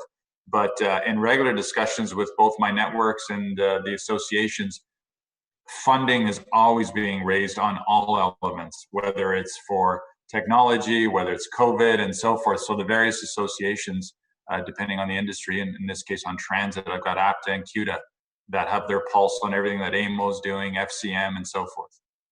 Okay. I'm asking these questions mostly just to try to understand where that accountability lies, but also to make sure there is that accountability, to make sure there is someone who is responsible for chasing this funding, and that is apparent to all of the players that are involved, including the city manager and the city treasurer. Because I think that that point person should be identified in that we don't want to miss out, and we need to know who ultimately is responsible. Sorry, I would just add, there's the informal funding that also comes to bear. And, you know, I know some people don't want to hear about CNG, but I can tell you that CNG is writing monthly, and I'm sure some of you received their correspondence about how they can come in and finance these capital projects. So there's the non-government funding also. So it comes in from all different sources. Okay, I'll leave that for now. I'm not sure I have comfort, but I'll follow up on that point. My next point or question for you is, you know, we know that we have our climate change master plan that's moved ahead. There is a desire to move towards piloting carbon budgeting within, you know, hopefully one or more city departments. And I believe maybe planning has volunteered to be part of that pilot. But in my mind, you know, the single biggest source of emissions on our streets comes from our transit operations. And so what I would like to pose is whether transit operations would consider being part of that pilot and raising your hand to pilot this notion, which I respect is very new, but moving forward with carbon budget pilot. Councillor, we're an active participant in that group. We're open to anything. What I point to staff on when I was briefed on, the proposed plan in terms of getting rid of our emissions, because we are major contributors, is, let's look back on what we've done and let's look at what you're currently doing. You took off almost 200 buses with the LRT in terms of a big carbon emission reduction, and so with that investment in LRT. Cleaner diesel buses, you converted them years ago on that front also. So, we're open to anything and everything. We're full. The signal from me to you is we're fully aligned. I would love to go to zero emissions.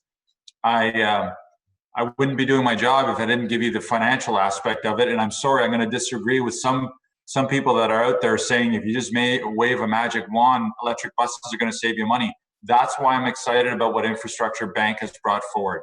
It's the most comprehensive, clean, simple approach to how you make this work if we want to go there. And my report that I'm bringing to you, the question will be to Commission and Council. Do you want to go to alternate technologies? You don't need more pilots. Here's the technologies. Pick one. Here's your cost. My big concern and the watch item that nobody's talking about in this space is COVID has changed your financial picture significantly. And just keep that in the back of your mind. So we're on for any budgeting approach that can help us all get to where we want to get to, which is a great livable city on all fronts. Perfect. And refresh my memory when you're bringing that report back, if you don't mind.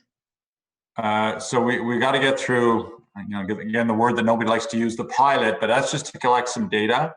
And I think that if the Infrastructure Bank information is, if they come forward with those last three pieces, we might be to you sooner rather than later. The complicating thing is that the financial update to the long-range financial plan was going to be just on this, but now with COVID, we have to do a wholesome update on that whole plan. So we're late into 2021 before we can bring you a holistic picture in that. Okay. Okay, thank you. I appreciate the responses and the work on this. I think this obviously is, the way forward. So happy to support this work however I can. So thank you. Thank you, Councillor Studd. So next up, Commissioner Caracato, please. Sure. Back to Mr. Hash's presentation, Mr. Manconi, is what he's asking for going to cause any potential delay to the pilot? Or is there anything else that you foresee could cause any further delays other than what we learned about in the report or the, I guess, whatever it's called? There's no other delays. We're delayed on with COVID on getting the tender out and so forth. I think if I heard him correctly, his ask is get more electric buses. That's contingent on funding. And if so, we want to add 2, 3, 4 more buses to the pilot. We're already looking at that. If there's leftover PTIF funding and things like that. Wendy and myself and others are looking at that. Yeah, I think he was asking for more buses to be included in the pilot. And as much as I would love to see more, I don't know if that would cause a delay in the current pilot and RFP process. And I don't want to see any further delays to this. We've been talking about it for quite a while now. I'd like to see the data come out of the pilot project so that we can move forward with certainty that we're making the right decision or change course if this is no longer the course we want to go. But I'm anxious to see that data so that we can move Mr. Fleury's presentation about how far we are behind other cities already, and that the technology is moving quickly and perhaps faster than we are. I was concerned but reassured today that we weren't going in the right direction with the right buses, but sounds like we're on the right page for that, the long range buses. And just so that I understand, the CNG, the fuel source, why would that not reduce our overall emissions in the long term? Why was that a criticism in the second presenter's presentation? Councillor, Commissioner, you'd have to ask him that. There's pros and cons to all these fuel technologies, but I don't know the position he was taking. You would have to ask him that. Okay, thanks so much. Thank you, Commissioner. Next up is Councillor McKenney, please. Thank you, Chair. It is difficult to be back here today and not have an electric bus on the road. I think that this was a priority of the mayor actually during the last election, and we might see two before the next one. I guess my question is, we've got new targets. We've got priority projects that were unanimously supported yesterday by Environment Committee. I'm assuming will be strongly supported by Council. And those priority projects include, an almost 50%, a 48% of reduction of OC fleet from current to zero emissions by 2025. So I guess I'm going to ask you, do you have a plan to replace 48% of our buses by 2025 with zero emission buses? I think we need to know that before we have that discussion at Council. Certainly. Two things, just on timing, and Councillor, you know how I work. I mean, I hear the frustration. People are late, are annoyed this is taking longer. I recommended sole sourcing at the time, and that got turned down. So we would have had the electric buses by now on that. And I think that's being missed in all this storytelling here. So, or this narrative in terms of we're late. On the being late, it's actually not a bad thing. I know people want to get on with it, but listen, you've got to, with your city in your system, you've got to have articulated long-range electric buses, which are now just getting introduced into the market. And also you got double deckers that are literally, close to being figured out as to how they can do. So leading edge is good. Bleeding edge, I don't necessarily support that. In terms of the plan, it's going to be about money, Councillor. We can convert the fleet. It's all, and I was very clear when we're on that committee, that working group, that staff committee that brought that plan, which has a price tag attached to it. And absolutely, Councillor, if we need to convert the fleet at an accelerated rate, that is what I'm bringing to you in terms of the financial plan. When will we see that financial plan? Like, what is the plan? I guess what I need to know is this. What is the plan? You come back to us with money, with an ask for funding. That's absolutely, that's to us to decide. Yes. But what I want to know is, when am I going to see a plan for how we're going to get to a zero emission fleet, 48% at least by 2025 and 100% by 2030. I mean, I don't think I have to remind anyone that 5 years down the road, it's not even 5 years down the road, it's just over 4 years down the road is like tomorrow, really. And I can't see how, with the progress we're making today, how we're going to get there. So I'm asking you, when are we going to see an absolute plan, attach money to it, of how we're going to get there? Because I want to get there. I don't understand how we continue to buy diesel buses, as Mr. Lurie pointed out correctly, with a life cycle of 15 years that will take us beyond 2030. Again, I know that I'm repeating myself here, but I really need a clear answer, or I can give direction for you to come back with a plan with funding attached to it. But I need to hear today how we're going to get there, or when we're going to see the plan for getting there. His comments neglect the fact that you don't have $400,000 to $500,000 extra for every bus that you need to replace. So then you'd end up short. You'd reduce your service. You'd have less buses. So we don't have that money right now. So if we're buying 10 buses, you've got to reduce that fleet size, and you'd have less service on the street. The plan I'm bringing you back says, if you move to electric, here is your plan to get there, and here is your financial cost to get there. I'm hoping that the infrastructure bank piece enables us to say we can pivot immediately. Now, that's trending towards the end of 2021, Councillor. However, COVID has really thrown a wrench here because we have to update our entire transit affordability plan, because your pressure now is not just how do you convert to electric buses. It's how do you deal with the ridership gap? Are you into major service changes? Are you reducing? Are you slowing down capital? Are you adjusting O&M? Are you changing standards?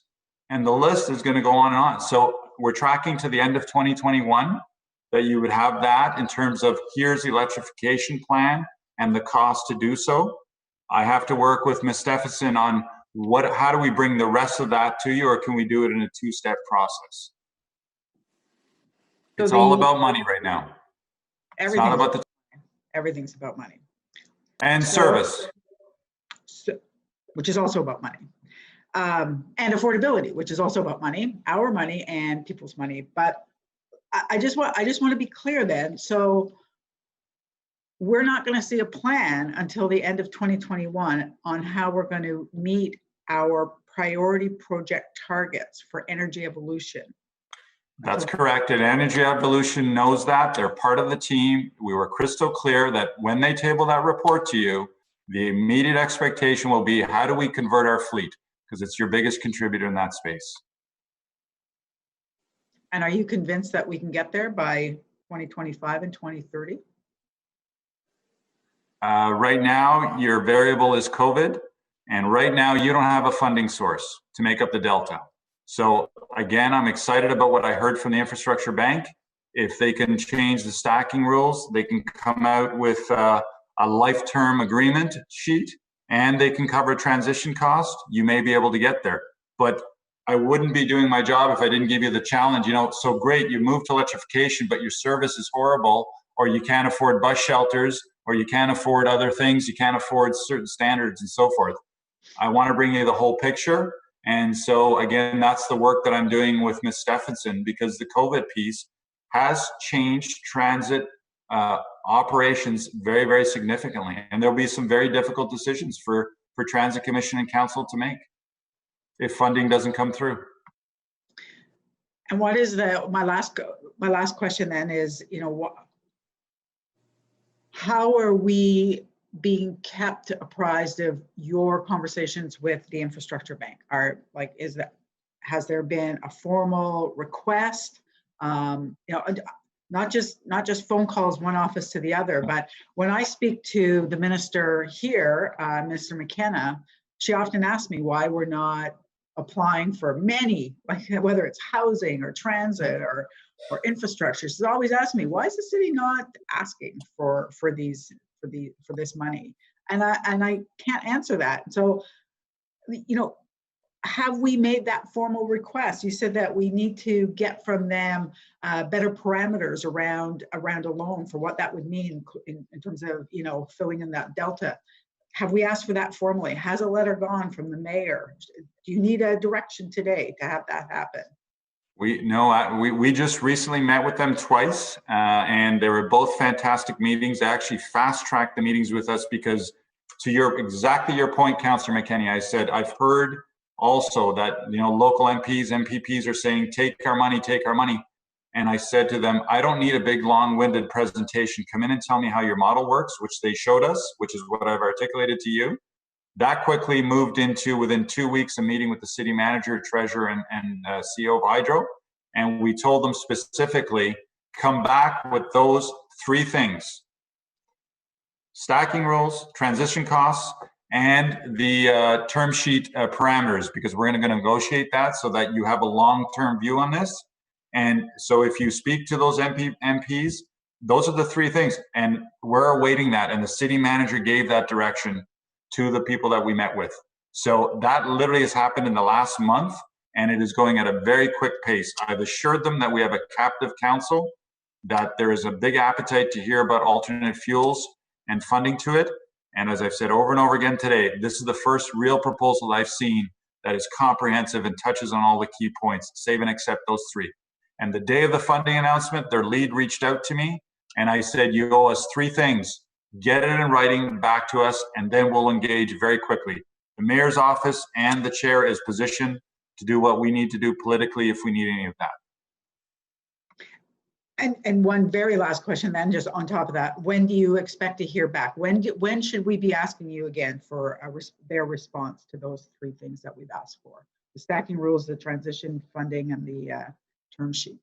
I have a technical briefing with my team next week, and that will immediately be followed up by my bi-weekly call to my lead over at Infrastructure Bank to say, where are you? It's been a couple of weeks since their announcement. I'm going to check in with him because I have not heard back. What they're saying verbally is they're confident they can make that happen. We need to see it in writing. And, you know, I think you know Bryce very well. He used to be at the federal level on agreements. You need to get this stuff in writing in terms of this is the eligibility criteria and that they will commit to that. Thanks. So I'll look forward to an update at our next Transit Commission on that. Welcome. Okay, is that it, Councillor McKenney? Yes, thank you, Chair. Okay, thank you. Councillor Kavanagh, please, followed by Councillor Menard. Thank you very much, Chair. I'm just feeling like I just came from the meeting from the environment. Was it yesterday? And seems longer ago. And then we come here, and it just feels like a disconnect sometimes when we're talking about our energy evolution and we're trying to work to get things done.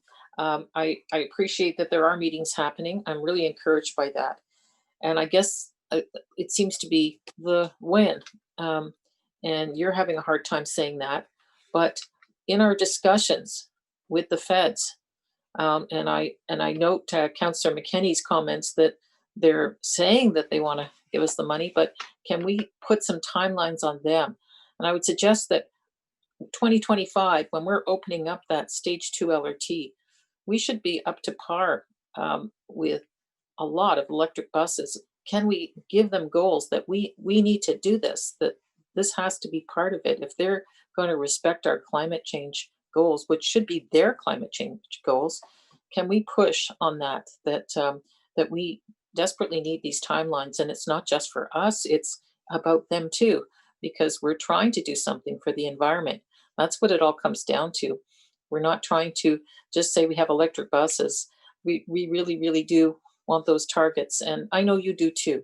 But can we put that in our push? Because I think that's our concern here. We're all obviously we're impatient because we see the numbers of and the issues related to energy and greenhouse gases.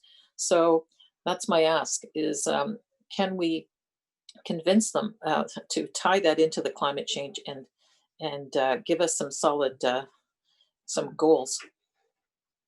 Councillor, I think we're very much aligned. The picture we're drawing for them is we have energy evolution, we have an LRT that's being built, we have a council that is very supportive of these initiatives, we have a mayor that's very supportive of these initiatives and a chair. We have a very green city, and we have a great fleet that can be a model for Canada. And so as soon as I heard from them, that's exactly where we took them in terms of this is what we want to do so that we can line all this up. And we have a study that's underway that's going to be reporting back to council in 2021. So it's the perfect storm in terms of getting alignment. So yes, to what you're saying, that is the sales pitch, and that should be all of our sales pitches in terms of why we want the funding. We will need funding from other levels of government to make this conversion at any aggressive pace that you're looking for, irrespective of the fuel type. If you need anything from us, I think you've got people that are ready to pound on the door for you, councillors who are want to drive the point home. But thank you. Thank you, Councillor Kavanagh. Councillor Menard. Thanks very much, Chair. And thank you, Mr. Manconi, for all your answers and your help with this. It is extremely important that we get to a place where we're collaborating on this piece, and I think we're getting there. So that's great. And your mention of stacking made me laugh because I started a business, I ran a business, and that was one of the main things that I did in that business, explain the stacking rules to municipalities across the country, and they're complicated sometimes, and so and they vary. But so that made me laugh. I only have one question, and it's around the previous budgets that we had around the diesel buses we were going to purchase. And there was a large number in there. And I get the point of, well, if you're going to electric, there's a different upfront capital cost. So your initial purchase on the buy, you're going to have less buses overall to put into service. I get that. But my concern is, my big push is, how do we ensure that the funding that's been committed already for those diesel buses starts to translate into funding for electric buses? Does it have to be brand new funding, or can some of that previously committed funding on the capital side for, I think it was 170 buses, right? It was over, I think 3 years. Yeah. But can you just give me an update on, where are we at with that large capital investment we've made in last budgets around diesel buses? How much have we actually purchased since then? And where are we headed in terms of transitioning that funding to electric?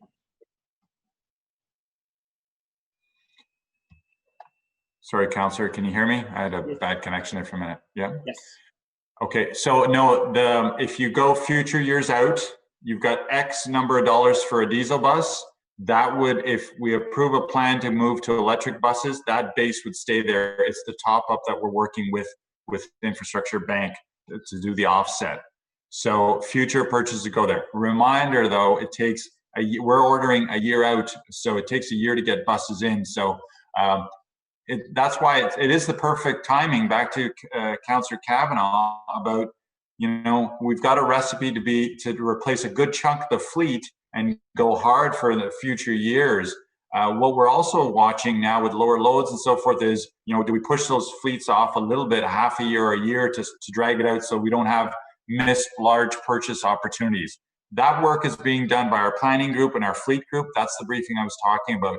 I'm going to bring you the picture of your opportunity that's before you, so that you're not just replacing 2 or 3 buses. You want large scale replacements, which speaks back to Councillor McKenney's comment about, will it be noticeable by certain years? So we're mapping all that out. Okay. And so the money stays in place. Very good. So that capital investment previously that was for diesel bus replacements can in fact be used for electric bus purchases. If council makes a decision that we're going with electric buses for the future fleet, yes, that would be the base, and then we're looking for the offsets on that. Very good. Okay, and thanks to Councillor McKenney for raising that as well. Okay, thank you. Appreciate it. Thank you, Councillor Menard. Okay, seeing no other questions, this because it's an IPD, it doesn't need to have a formal approval, but we can receive it for information if that's okay for everybody. Received? Received. Okay, thank you. So next up, notice of motions. I have one. Does anyone else have a motion that they want to give notice of? Okay, no one. All right, I'll read mine out. Moved by myself, seconded by Councillor Tierney. Whereas OC Transport provides substantial fare discounts which reduce financial barriers to public transit for seniors, people with disabilities, people with low incomes, people aged 19 or under, and post-secondary students. And whereas the cost of providing OC Transport transit service is funded by a combination of property tax and fares collected from customers, and whereas Ottawa has been successful in achieving high transit ridership with an approximately 50-50 split between tax and fare funding, and whereas any change to the established funding model or fare structure would cause positive or negative outcomes for different groups of people.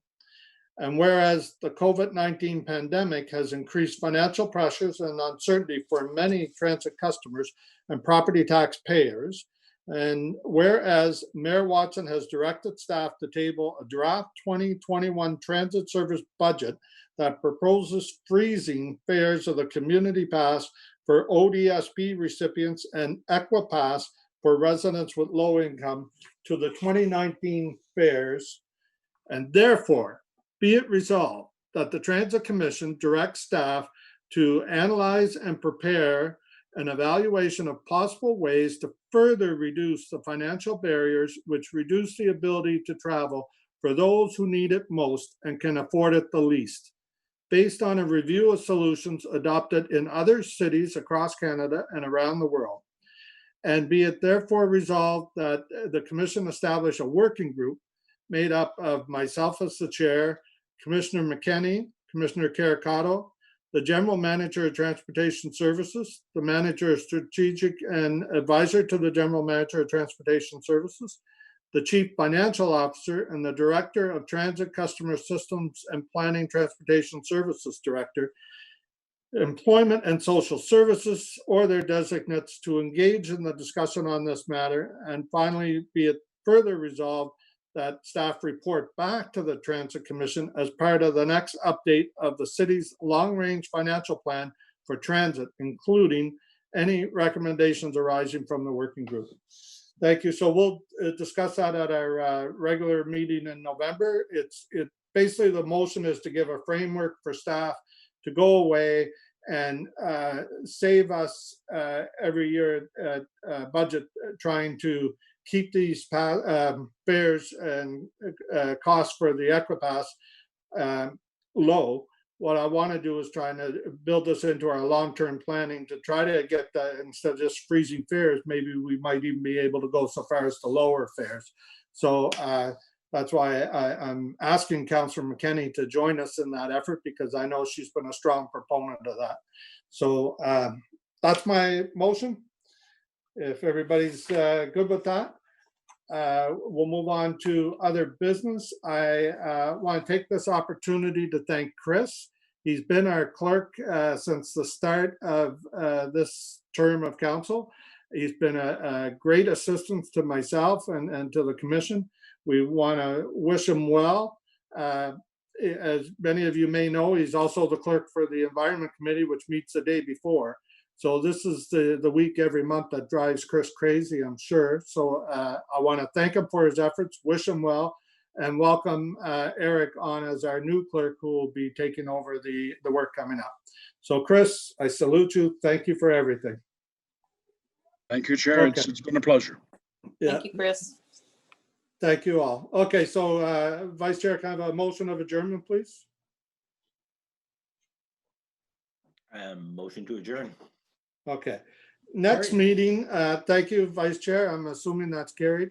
I'll move on to next meeting will be a special meeting on November 4th of 2020, which will be the tabling the budget. It'll take place right after the council meeting ends. And then the next regular meeting, it will be the November 18th meeting, where we will discuss the transit budget itself.